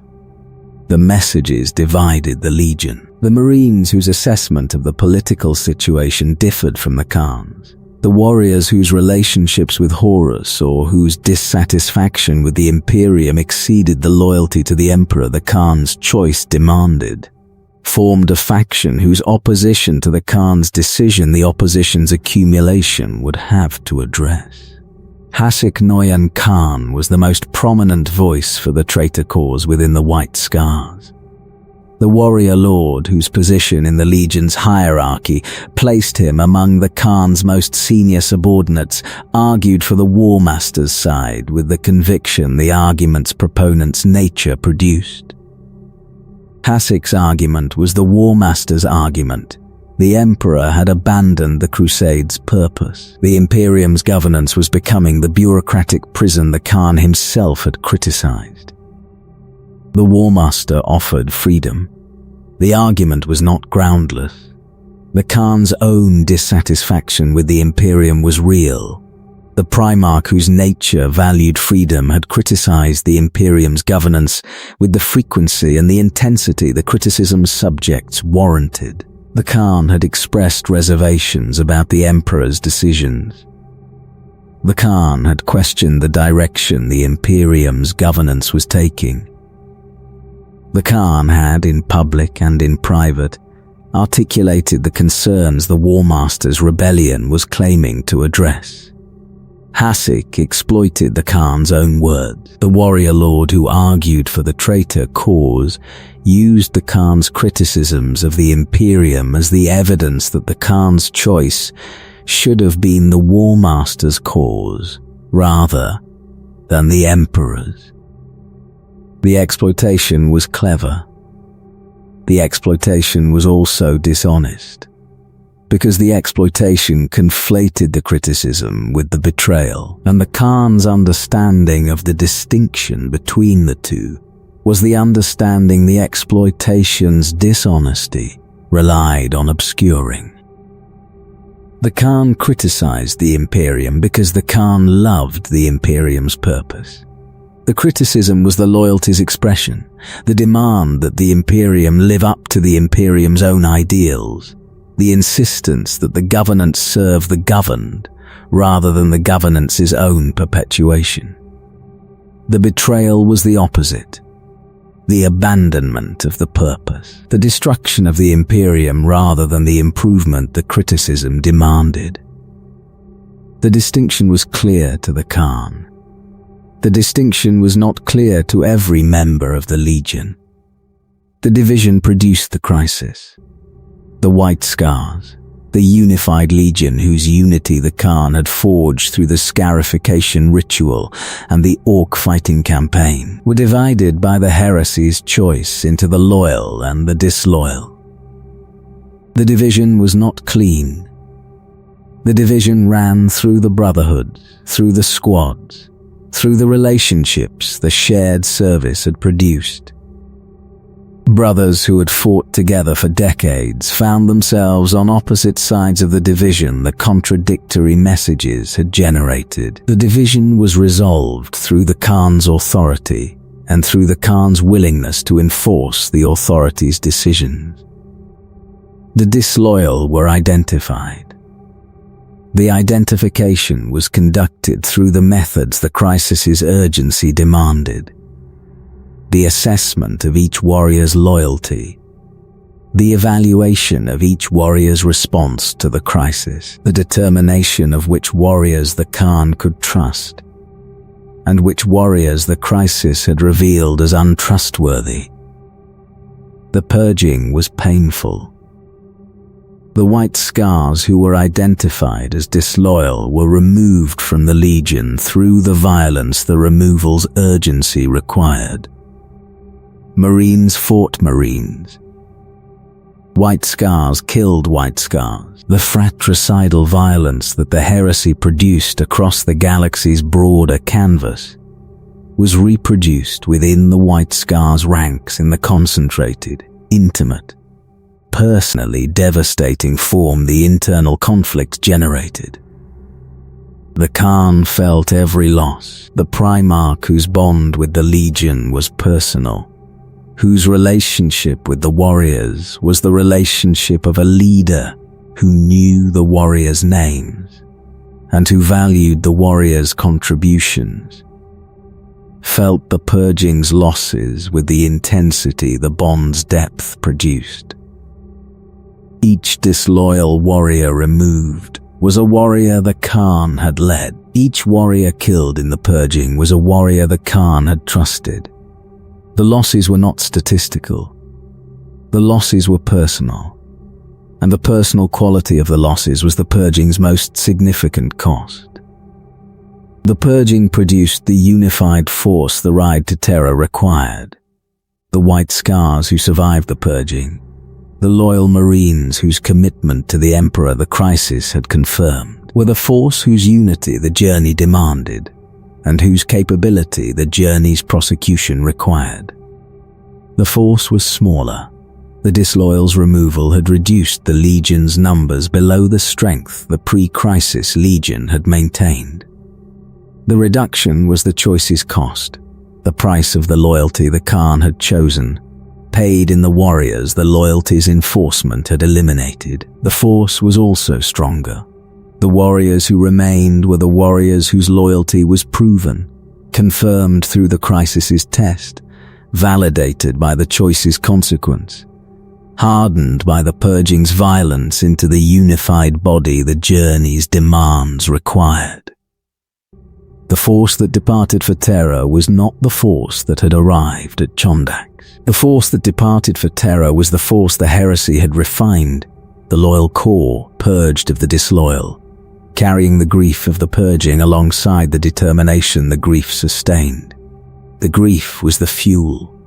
The white scars who rode to Terror rode with the awareness that the riding's cost had already been paid in the blood of the brothers the riding's prerequisite had required. The brothers who had died in the purging, the disloyal Marines whose removal the loyalty's maintenance demanded, were the riding's price, paid before the riding began, carried alongside the riding as the grief the payment produced. The Khan carried the grief. The Primarch whose choice had produced the purging, whose decision to choose loyalty had required the enforcement the purging represented, carried the purging's weight alongside every other weight the heresy imposed. The grief was the leader's burden, the cost of the decision the leader's judgment had produced, borne by the leader whose judgment the decision reflected. The grief did not slow the Khan. The grief did not prevent the riding. The grief accompanied the riding, the companion that the loss provided, carried across the distances the riding traversed, present in the Khan's awareness alongside the determination the riding expressed. The white scars rode to Terror. The loyal rode. The disloyal did not. The distinction was the heresy's mark on the white scars, the scar the heresy had inscribed on the Legion alongside the scars the Kogorian tradition had inscribed before. The scar was the deepest the Legion would carry. The scar has not healed in 10,000 years. Jaghatai Khan's sacrifice at the Dark Glass is the White Scar's most sacred memory, and the memory's sacredness is proportional to the sacrifice's magnitude.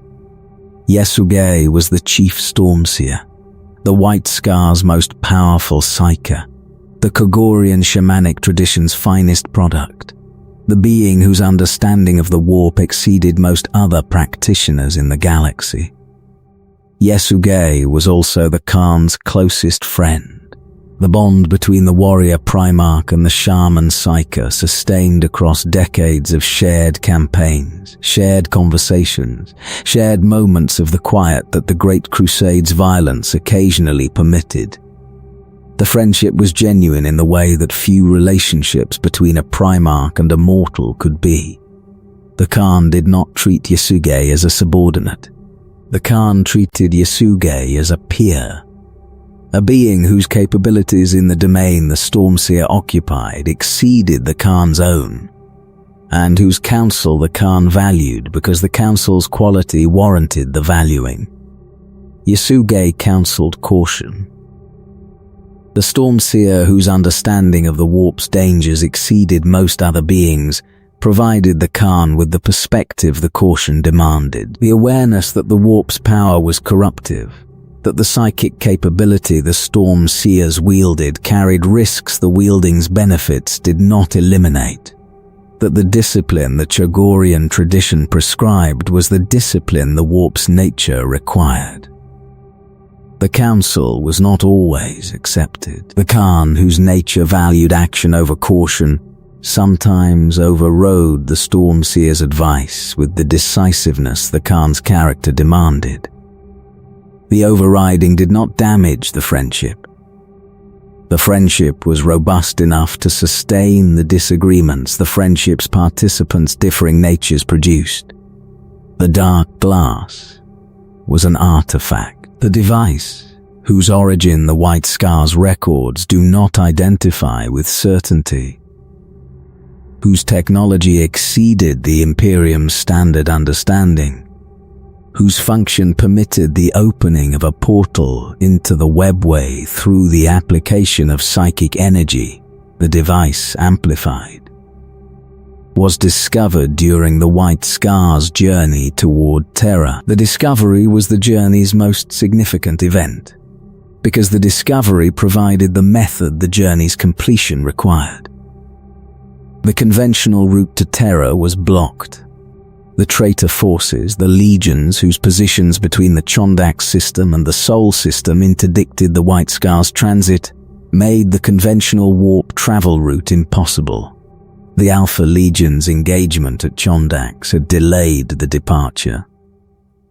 The traitor forces' positions along the transit route promised further delay, further attrition, further losses the White Scar's already diminished strength could not sustain.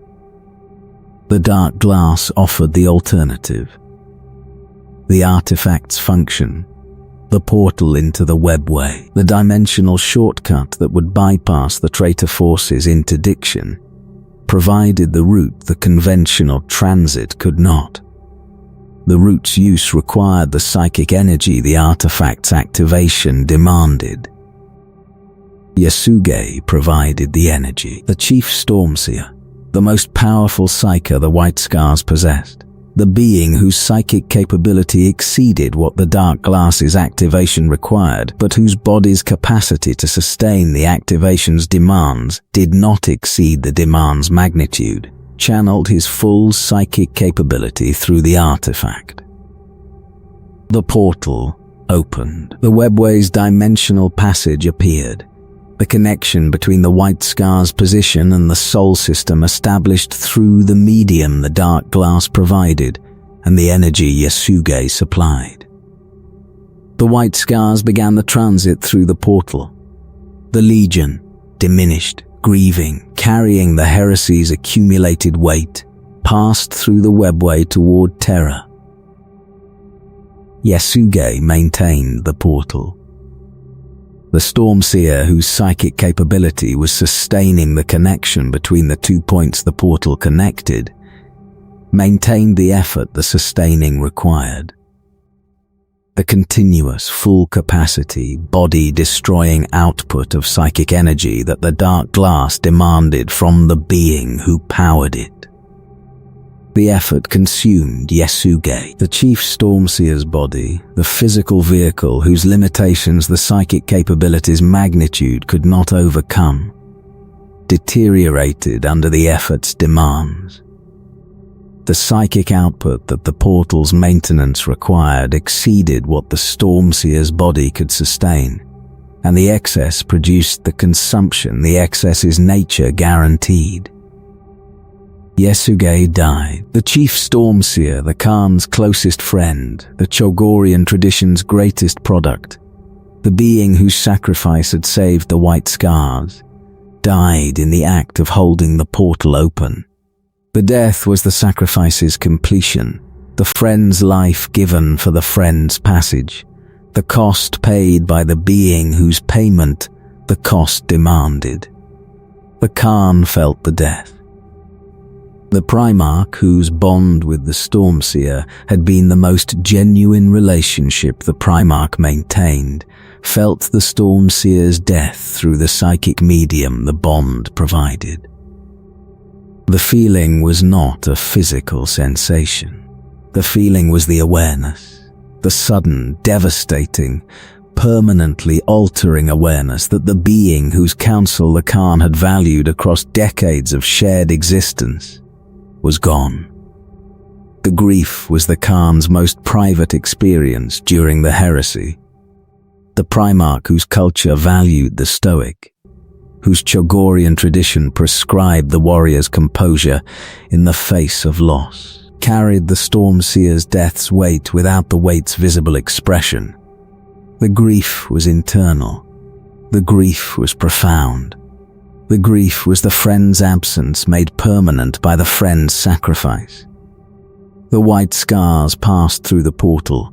The Legion reached Terra. The siege was underway. Yasuge's sacrifice had purchased the passage. The passage had produced the arrival. The arrival had contributed to the defense.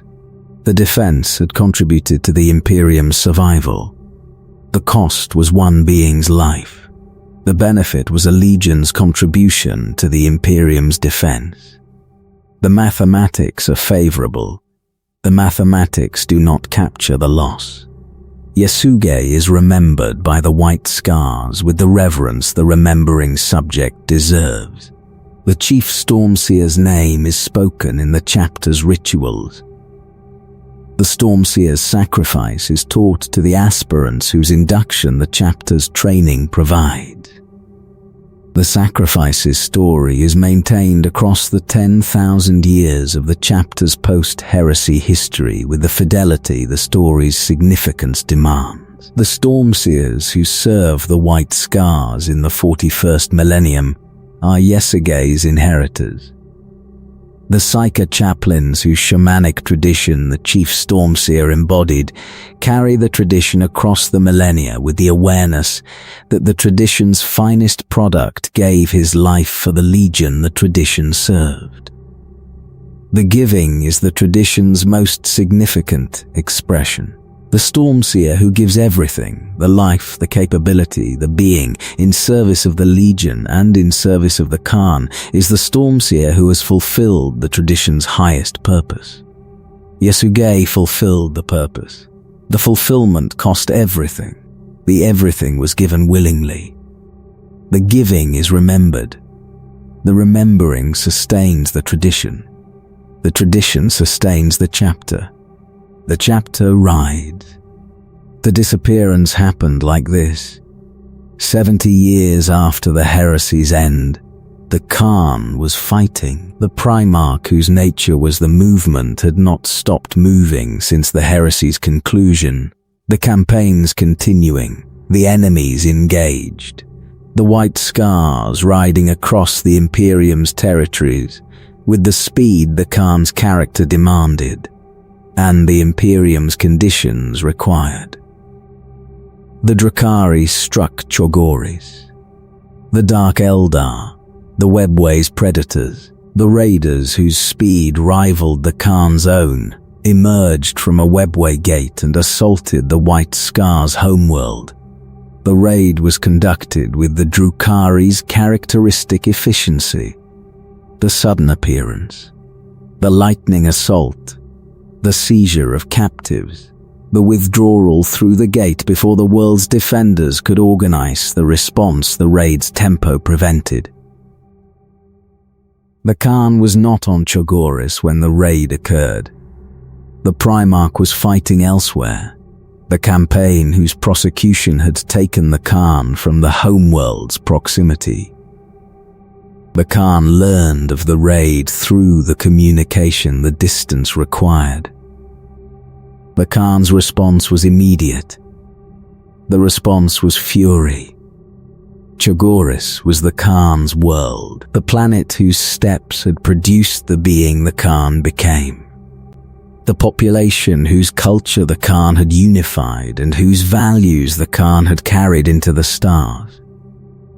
The world that the White Scars recruited from, and that the White Scars' identity was rooted in. The Drukhari had raided the Khan's world. The Drukhari had taken the Khan's people. The Drukhari had violated the place the Khan held most sacred. The Khan pursued. The pursuit was the Khan's nature expressing itself through the Fury's medium. The being whose existence was defined by the chase engaging in the chase the Fury demanded. The Khan gathered the First Brotherhood, the White Scar's elite warriors, the Primarch's personal guard, and rode after the Drukhari raiders. The pursuit led to a Webway gate. The Drukhari's escape route, the portal that connected the material universe to the Webway's dimensional passages, the door through which the raiders had passed after the raid's prosecution, was identified by the Khan's pursuit. The gate was open. The Drukhari had passed through. The gate was closing. The portal's activation was temporary. The Drukhari's technology opening the gate for the duration the raid required and no longer. The gate was closing. The pursuit's continuation required the gate's traversal before the closing was complete. The Khan did not hesitate. The Primarch, whose nature was the movement, whose character was the refusal to stop, whose existence was the pursuit, and the pursuit's continuation, rode through the closing gate. The First Brotherhood followed. The White Scar's Primarch and the White Scar's finest warriors entered the Webway. The gate closed behind them. The Webway received the Khan, the dimensional passages, the tunnels between dimensions the Old Ones had built and the Aldari had maintained and the Drukhari inhabited, received the being whose speed had carried him through the gate, and whose fury was carrying him after the raiders who had violated his world. The Khan pursued inside the Webway, in the dimensional spaces whose geography the Khan did not know, and whose dangers the Khan's fury did not accommodate. The Primarch chased the Drukhari. The pursuit's conditions were unprecedented. The Webway's passages were not the steps open distances. The dimensional tunnel's geometry was not the battlefield's terrain. The environment was alien to the being whose speed had been developed in the material universe's conventional conditions. The Khan did not slow. The Khan adapted. The Primarch, whose tactical intelligence the barbarian assessment had underestimated, adapting to the Webway's conditions with the speed the adaptation required. The pursuit continued. The Drukhari fled. The Khan followed. The Khan has not been seen since. The statement's finality is the mystery's beginning. The White Scar's Primarch, the Warhawk of Chogoris, the being whose speed defined the Fifth Legion's character, whose judgment defined the Fifth Legion's loyalty, whose disappearance defined the Fifth Legion's grief, has not been seen in the material universe for 10,000 years. The White Scars searched. For decades after the disappearance, the chapter's warriors attempted to locate the Khan, sending expeditions into the webway's accessible passages, interrogating captured Drukhari for intelligence about the Primarch's location, pursuing every lead the investigation produced. The expeditions did not find the Khan. The interrogations did not reveal the Khan's location. The investigation produced no result the investigation's purpose demanded. The searching eventually stopped. Not because the White Scars abandoned the search's purpose, but because the search's methods were exhausted. The webway's passages, the dimensional network whose geography exceeded the White Scars' cartographic capability, were too vast, too complex, too alien for the chapter's limited access to produce the results the search required. The belief persists. The White Scars believe the Khan is alive. The belief is not hope. The belief is assessment, the evaluation of the Khan's capabilities against the webway's conditions, producing the conclusion the capabilities support. The Khan is the fastest being the galaxy has produced. The webway is a network of passages whose traversal rewards the fast. The Khan entered the webway pursuing Drukhari, beings whose speed within the webway is legendary. The Khan's speed exceeded the Drukhari's. The conclusion: the Khan is alive, riding through the webway's passages, pursuing the raiders whose capture the pursuit's origin demanded. The pursuit has lasted 10,000 years. The webway's temporal conditions, the dimensional passage's relationship with the material universe's time potentially differing from the material universe's own, may mean the Khan has experienced a different duration than the 10 millennia the material universe has measured. The Khan may have been riding for centuries rather than millennia. The Khan may have been riding for longer. The riding has not stopped. The White Scars know this because the White Scars know the Khan. And the Khan does not stop.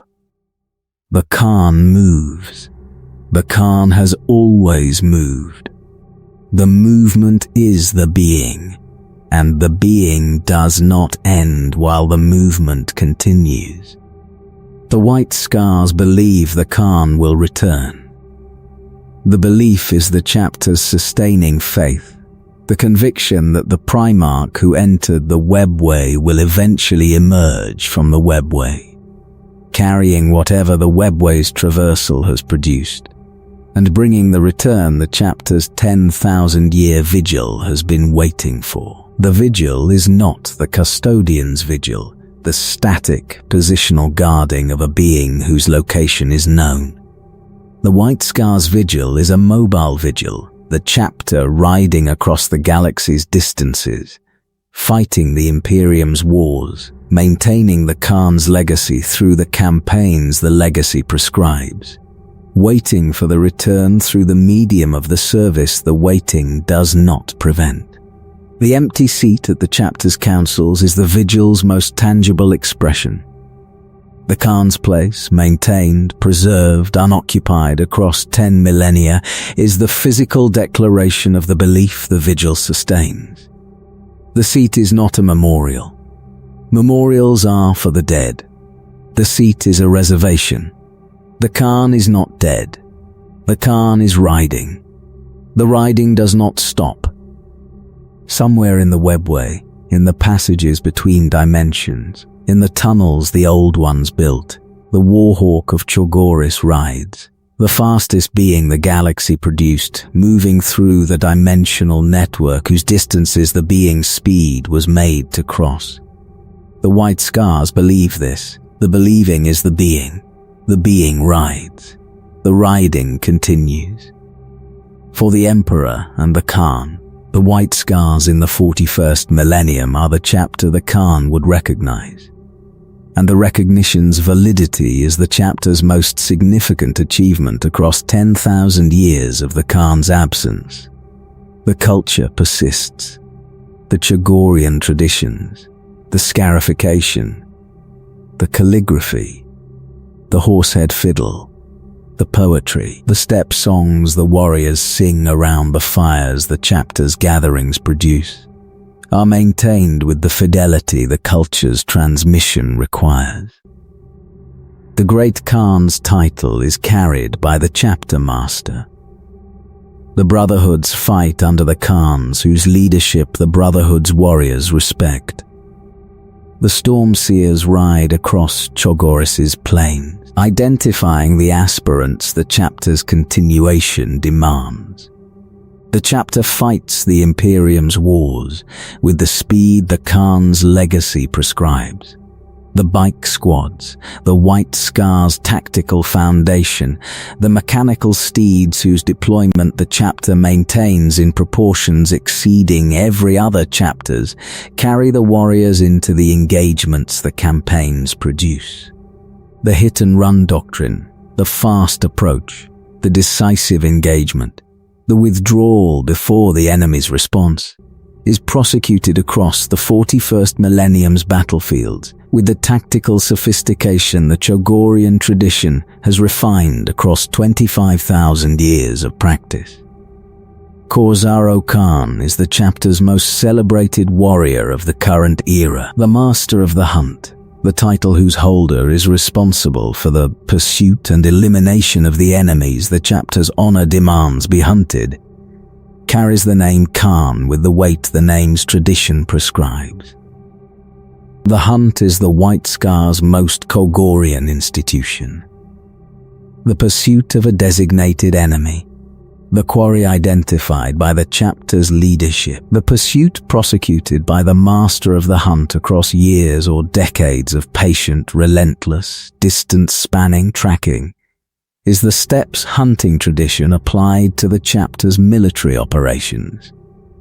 The quarry is typically a warlord, a champion, a being whose offenses against the Imperium or against the White Scars specifically have produced the condemnation the hunt's prosecution addresses. Khosrow's pursuit of the Chaos Lord Voldorius is the hunt's most celebrated recent prosecution.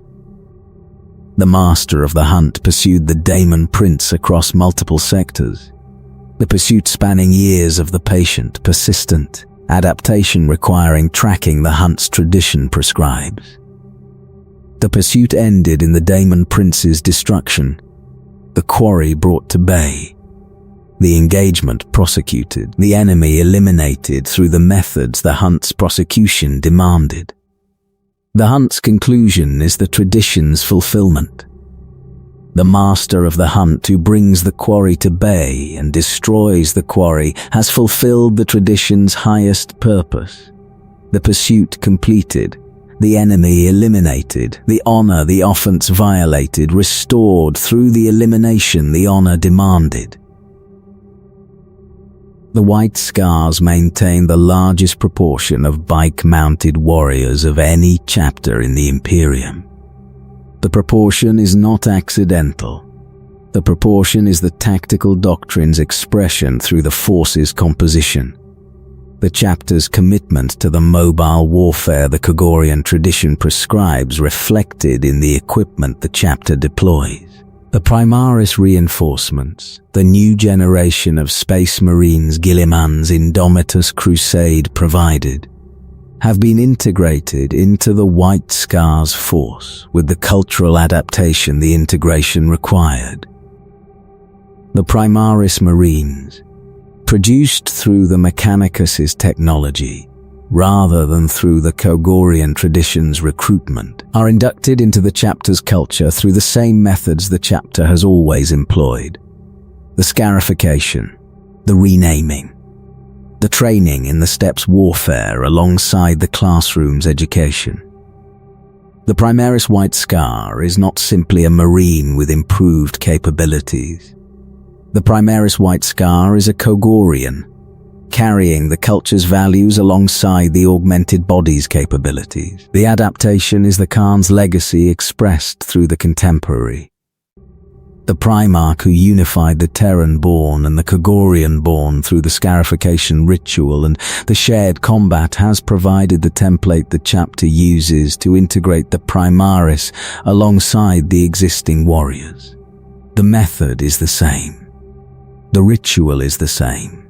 The unity the method produces is the same. The Great Rift has affected the White Scars operations. The Cicatrix Maledictum's formation, the galaxy-spanning warp storm whose appearance divided the Imperium, has produced conditions near Chagoris that the chapter's defenses must address. The Red Corsairs, the renegade warband whose invasion of the sector the Great Rift's disruption facilitated, have established a presence near the White Scars homeworld. The invasion is the insult the Khan's spirit would not tolerate. The White Scars respond to the Red Corsairs' presence with the fury the insult generates. The violation of the homeworld's proximity, producing the aggression the violation's magnitude demands. The campaign against the Red Corsairs is the chapter's current primary commitment. The engagement's prosecution consuming the resources the engagement's significance warrants. The White Scars ride. In the 41st millennium, across the galaxy's darkened landscape, the chapter that the Khan built rides. The bikes carry the warriors, the Stormseers guide the weather and the warp, the Khans lead the brotherhoods. The chapter fights. The fighting is the Khan's legacy. The fighting is the freedom's expression. The fighting is the steppes tradition, carried across 10,000 years of the tradition's maintenance into the conditions the 41st millennium produces. The conditions are worse than any previous era. The galaxy's darkening, the Great Rift's division, the Chaos Force's resurgence, the Xenos threat's intensification has produced the conditions the chapter's speed was designed to address. The mobile warfare the White Scars prosecute is the warfare the conditions demand. The fast response, the decisive engagement, the refusal to be pinned in positions the conditions' intensity would overrun. The White Scars are suited to the era Indomitus. The chapter whose doctrine prescribes the fast and the mobile is the chapter whose doctrine matches the era's demands. The static defenders, the wall builders, the position holders, the chapters whose doctrines prescribe the standing, are struggling with the era's conditions. The White Scars are not struggling. The White Scars are riding. The riding is the response. The riding is the survival. The riding is the freedom. The White Scars ride. 10,000 years after the Khan's disappearance, the chapter the Khan built rides across the galaxy the Khan crossed, carrying the Khan's legacy in the warriors the Khan's tradition has produced. The riding does not stop. The Khan would be proud. The White Scars are the 41st millennium's most important lesson in the relationship between freedom and loyalty, and the lesson is this: the freest beings are the most loyal beings, because the freedom is the loyalty's prerequisite. The lesson contradicts the Imperium's institutional assumption. The Imperium's governance, the administratum, the ecclesiarchy, the military's command structure operates on the assumption that loyalty is produced by constraint. The obedient citizen is the loyal citizen. The compliant soldier is the reliable soldier. The being whose freedom has been reduced by the institution's authority is the being whose loyalty the institution can depend on. The White Scars demonstrate the assumption's error. The freest legion, the force whose culture valued independence above compliance, whose warrior's judgment was prioritized above the command structure's directives, whose Primarch's relationship with the Emperor included the criticism the deference his absence produced, was the legion whose loyalty the heresy tested, and whose loyalty the heresy's testing confirmed. The constrained were not reliable. The legions whose loyalty was produced by constraint, whose obedience was the product of the authority's imposition rather than the individual's choice, fell. The Lunar Wolves' obedience to Horus was the constraint-produced loyalty that the Warmaster redirected from the Emperor to the Warmaster when the Warmaster's authority superseded the Emperor's in the Lunar Wolves' institutional hierarchy. The obedience that served the Emperor was the obedience that served Horus, because the obedience was directed at the authority rather than at the principle. And the authority changed while the principle did not. The White Scar's loyalty was not directed at the authority. The White Scar's loyalty was directed at the principle that the Emperor's purpose was worth serving, the judgment that the service was right, the choice that the rightness demanded. The principle did not change when the authority changed. The principle endured, because the principle was independent of the authority the principle served. The independence was the loyalty's foundation. The being who is free to choose, and who chooses loyalty, has made the loyalty the being's own. The loyalty is not borrowed from the authority. The loyalty is generated by the being's judgment, and maintained by the being's will, and expressed through the being's actions without the authority's enforcement. The Khan's loyalty was this kind. The Primarch who could have chosen otherwise, who had the capability, the independence, the dissatisfaction the otherwise's choice would have required, chose loyalty because the choosing was right. The rightness was the Khan's assessment, not the Emperor's command. The loyalty was the Khan's product, not the institution's. The lesson extends beyond the military. The Imperium's governance, the system whose authority constrains the population's freedom in the assumption that the constraining produces the loyalty the governance requires, could learn from the White Scar's example. The loyal citizen is not the constrained citizen. The loyal citizen is the free citizen, the being whose freedom has produced the assessment that the governance is worth supporting, and whose assessment produces the support the governance requires.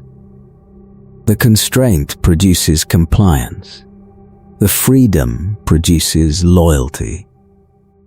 The two are not the same, and the distinction between the two is the distinction the Imperium's governance refuses to draw, because the drawing would require the governance to acknowledge that the freedom it constrains is the loyalty's source the governance depends on.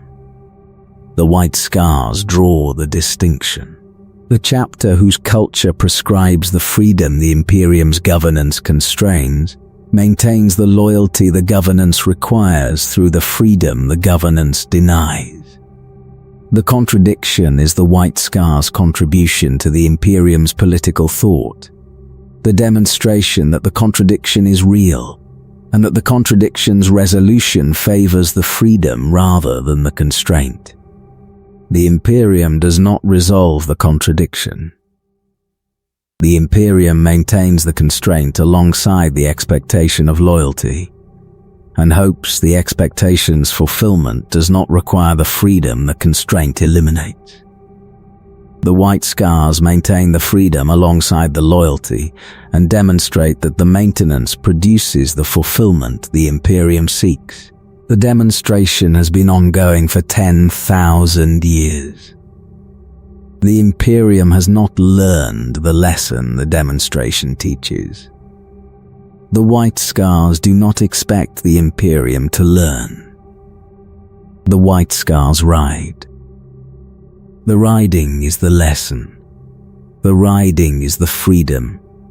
The riding is the loyalty. The three are the same. The other first founding chapters define themselves through their responses to the heresy's aftermath, and each response reveals the chapter's nature through the response's character.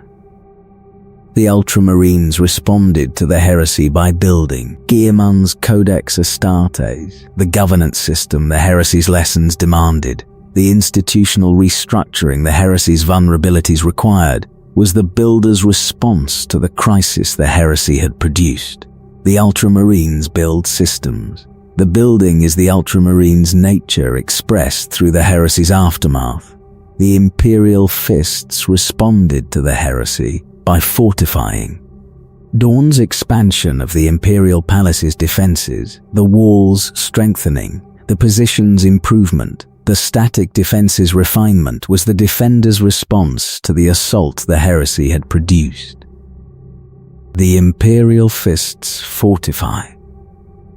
The fortifying is the Imperial Fist's nature expressed through the heresy's aftermath. The Dark Angels responded to the heresy by hiding. The Lion's disappearance and the Fallen's escape, the secrets the heresy had produced, the shame the secrets contained, were the catalyst for the secretive response the Dark Angel's nature generated. The Dark Angels hide. The hiding is the Dark Angel's nature expressed through the heresy's aftermath. The White Scars responded to the heresy by riding. The Khan's continued campaigns, the 70 years of post-heresy warfare, the movement across the galaxy's distances, the pursuit of the Imperium's enemies with the speed the pursuit demanded, was the rider's response to the crisis the heresy had produced. The White Scars ride. The riding is the White Scar's nature expressed through the heresy's aftermath. The responses are the natures are the responses. Each chapter's post-heresy identity is the pre-heresy nature expressed through the post-heresy conditions, the being's character sustained across the conditions' transformation without the character itself transforming. The White Scar's nature is the movement. The movement has not changed in 10,000 years. The movement will not change in the next 10,000. The movement is the being. And the being does not change. Because the being is the Khan's creation, and the Khan does not permit the creation to deviate from the creation's nature. The Khan is absent. The nature persists. The persistence is the Khan's most significant achievement. The creation of a culture whose nature survives the creator's absence, because the nature is embedded in the culture's values rather than in the creator's person. The Khan created a chapter that does not need the Khan to be what the Khan made it. The chapter is Chagorian. The chapter is fast. The chapter is free. The chapter rides. The riding is the Khan's gift. The gift does not expire. The White Scars after the heresy were the White Scars during the heresy were the White Scars before the heresy. The Legion did not change.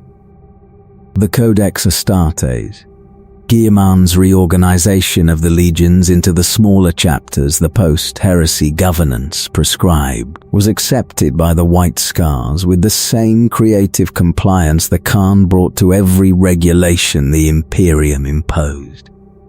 The White Scars broke into the chapter-sized formations the Codex required. The White Scars maintained the Chagorian culture the Codex did not address.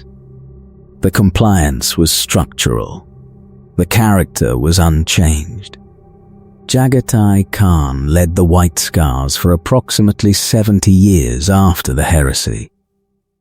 The Khan continued fighting, conducting the campaigns the Imperium's post-heresy conditions demanded, pursuing the enemies the heresy's aftermath had scattered across the galaxy.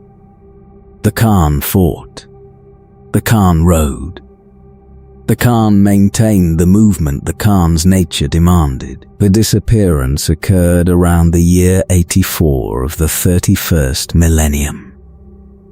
The White Scar's homeworld of Chogoris had been raided. The Drukhari, the Dark Eldar, the Webway's predators, the beings whose raids the galaxy's populations endured without the defense the raid's speed prevented, had struck Chogoris. The Drukhari's assault on the Khan's homeworld was the insult the Khan's honor could not accommodate. Jaghatai pursued the Drukhari. The Khan, whose nature was the pursuit, whose doctrine was the hunt, whose character was the refusal to allow the enemy's escape, chased the Drukhari raiders who had violated his homeworld. The chase led to a Webway gate. The gate was open. The Drukhari had passed through. The Khan followed.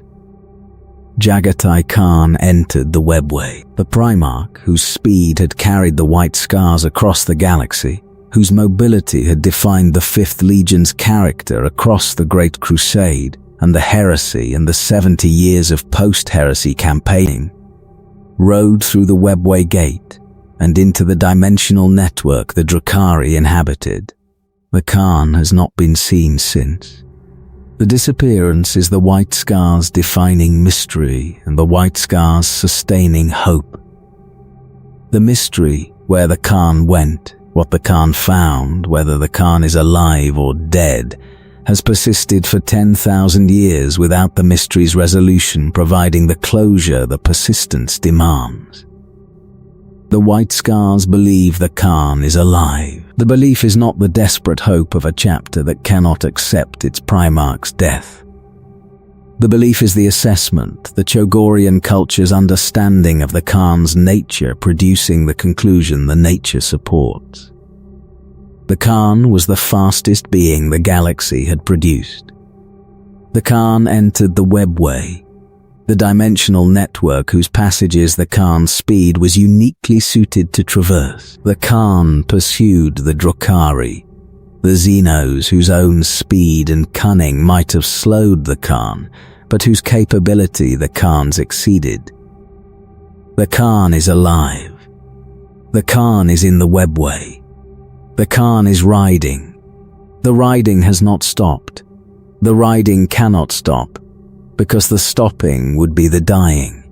And the Khan does not die. The White Scars maintain an empty seat at the chapter's councils, the Khan's place, preserved across 10 millennia of the Khan's absence, the physical expression of the belief that the Khan will return. The seat is not a memorial. The seat is a reservation. The seat says, the Khan is coming back.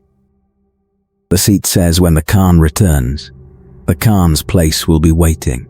The White Scar's grudge against the Drukhari is the most personal enmity any Space Marine chapter maintains against any Xenos species.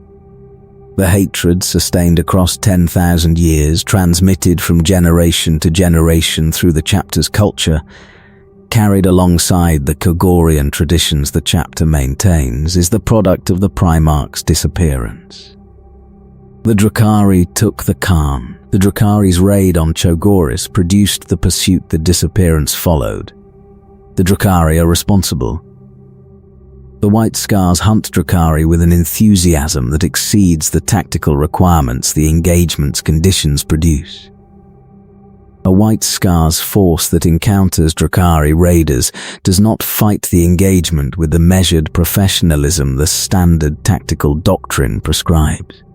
The White Scars fight the engagement with the fury the grudge generates, the desire to kill the beings whose species took the Khan, the determination to exact the vengeance the disappearance demands. The vengeance has been ongoing for 10,000 years. The Drukhari who face the White Scars face a chapter whose motivation exceeds the standard militaries. The Drukhari face the beings whose Primarch the Drukhari's kind took, and the taking's consequences are visited on every Drukhari the White Scars encounter with the accumulated fury of 10 millennia of the grudge's maintenance. The White Scars in the 41st millennium are the chapter the Khan built, the Chagorian culture, the steppe traditions, the nomadic values. The freedom's priority over the Imperium's governance is maintained across the chapter's 10,000-year history with the fidelity the culture's transmission requires. The chapter recruits solely from Chagoris. The decision, the refusal to recruit from any other world, the maintenance of the Chagorian perspective within the chapter's composition, is the cultural preservation expressed through the institutional. The White Scars are Chogorian. The Chogorian character is the White Scars character. The character cannot be maintained if the character's source is diluted by the recruitment from worlds whose cultures do not share the source's values. The Stormseers ride out into the plains. The chapter's Psyker chaplains, the inheritors of the Chogorian shamanic tradition, the practitioners of the psychic arts the Khan protected from the Council of Nicaea's prohibition, travel across Chagoris's steppes, observing the tribes at war, identifying the candidates whose qualities the chapter's induction requires. The candidates must demonstrate not only martial skill but cunning, intelligence and stoicism, the comprehensive quality the Chagorian tradition prescribes. The trials are brutal. The aspirants who are selected for the chapter undergo tests of extraordinary severity. The recitation of all 893 stanzas of the Battle of Kur and Huanglok, the plunge into the icy depths of the Tov Goshen to retrieve a whale's horn, the crossing of the Kerbal Flats in both summer and winter. The trials test the body and the spirit simultaneously, the physical demands accompanied by the spiritual assessment the Stormseer's evaluation provides. The aspirants who survive choose honor names. The naming, the adoption of the new identity the chapter's induction prescribes, echoes the ritual the Khan conducted when the Legion was first unified. The name is the beginning. The name is the identity. The name is the being the warrior will become. The White Scar's gene seed is stable. The biological inheritance the Khan's genetics provide does not produce the mutations or the aberrations that some chapters' gene seed generates. The gene seed does produce the savagery, the fierce, warrior-born aggression the Chagorian steppe culture contributes to the genetic material the gene seed transmits. The savagery is managed through the Khan's teachings and the Stormseer's guidance. The management does not eliminate the savagery. The management directs the savagery toward the purposes the savagery's direction serves. The management occasionally fails.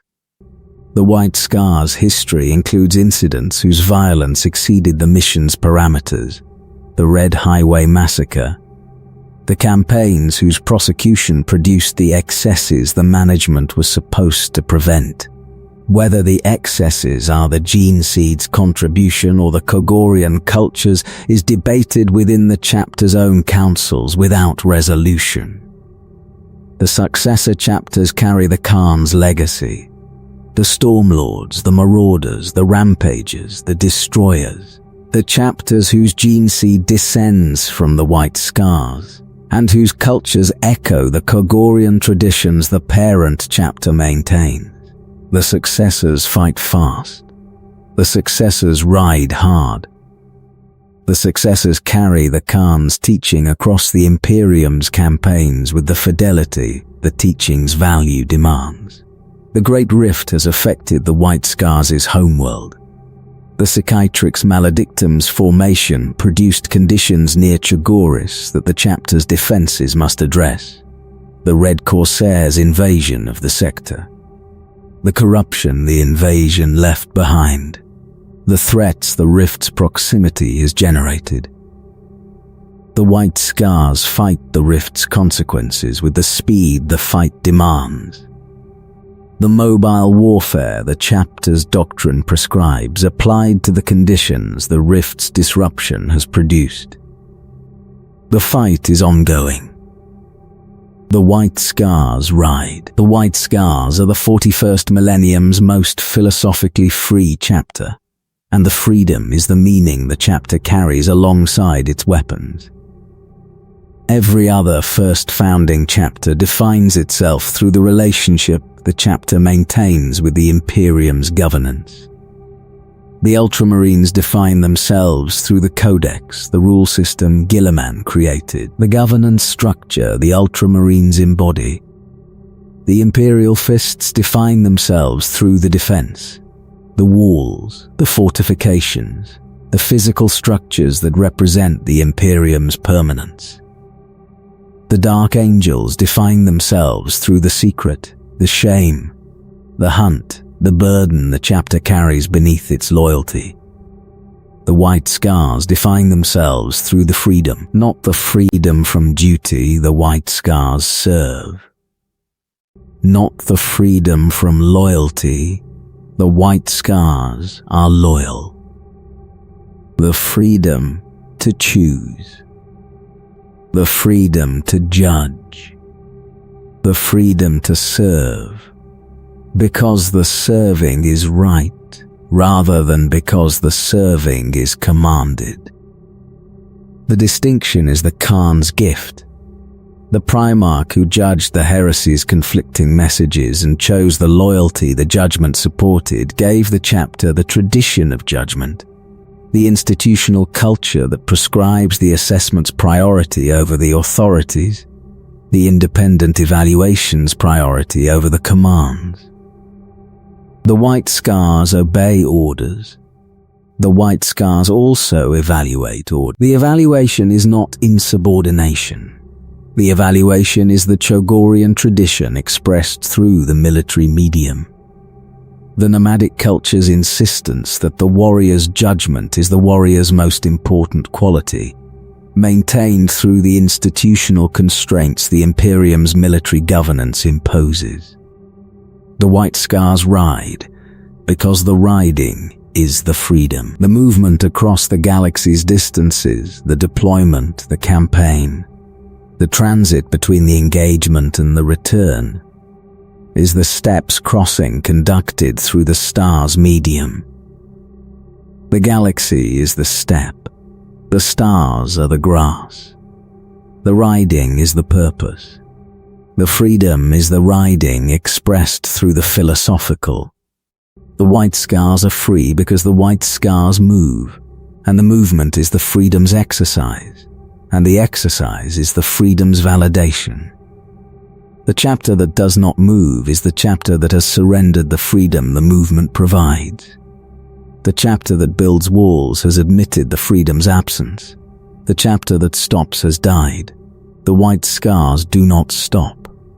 10,000 years. The Khan is gone. The Stormseers ride. The bikes race across the worlds the campaigns engage. The White Scars fight the Imperium's enemies with the speed the steps tradition prescribed and the fury the Khan's disappearance sustains. The empty seat waits. The place the Khan will occupy when the Khan returns, if the Khan returns, when the Khan returns. The chapter does not say if, is maintained with the care the maintenance's significance demands. The Khan is in the webway. The Khan is riding. The Khan is pursuing the Drukhari whose raid produced the pursuit the disappearance followed. The pursuit has lasted 10,000 years. The pursuit has not ended because the pursuit's subject has not been caught, and the pursuit's executor has not stopped. The Khan does not stop. The Khan rides, somewhere in the webway, in the dimensional passages the Old Ones built, and the Eldari maintained, and the Drukhari inhabit, the Warhawk of Chogoris is riding. The fastest being the galaxy produced is moving through the tunnels between dimensions, pursuing the prey the pursuit's origin established, carrying the speed that defined the Khan's character across every campaign the Khan's existence produced. The White Scars believe this. The belief sustains the chapter. The chapter fights in the Khan's name. The chapter rides in the Khan's tradition. The chapter maintains the seat the Khan's return will fill. The steps of Chogoris produce the warriors the chapter requires. The Stormseers identify the candidates. The trials test the candidates. The gene seed transforms the candidates. The White Scars ride. The riding is the legacy. The legacy is the Khan's gift. The gift is the freedom the riding expresses. The freedom to move. The freedom to judge. The freedom to choose. The freedom to ride across the galaxy's distances with the wind on the armor and the enemy ahead, and the steps song in the warrior's heart. The White Scars ride. The Khan rides. The riding does not stop. The steps are eternal. The galaxy is the step. The White Scars cross both, for the Emperor and the Khan.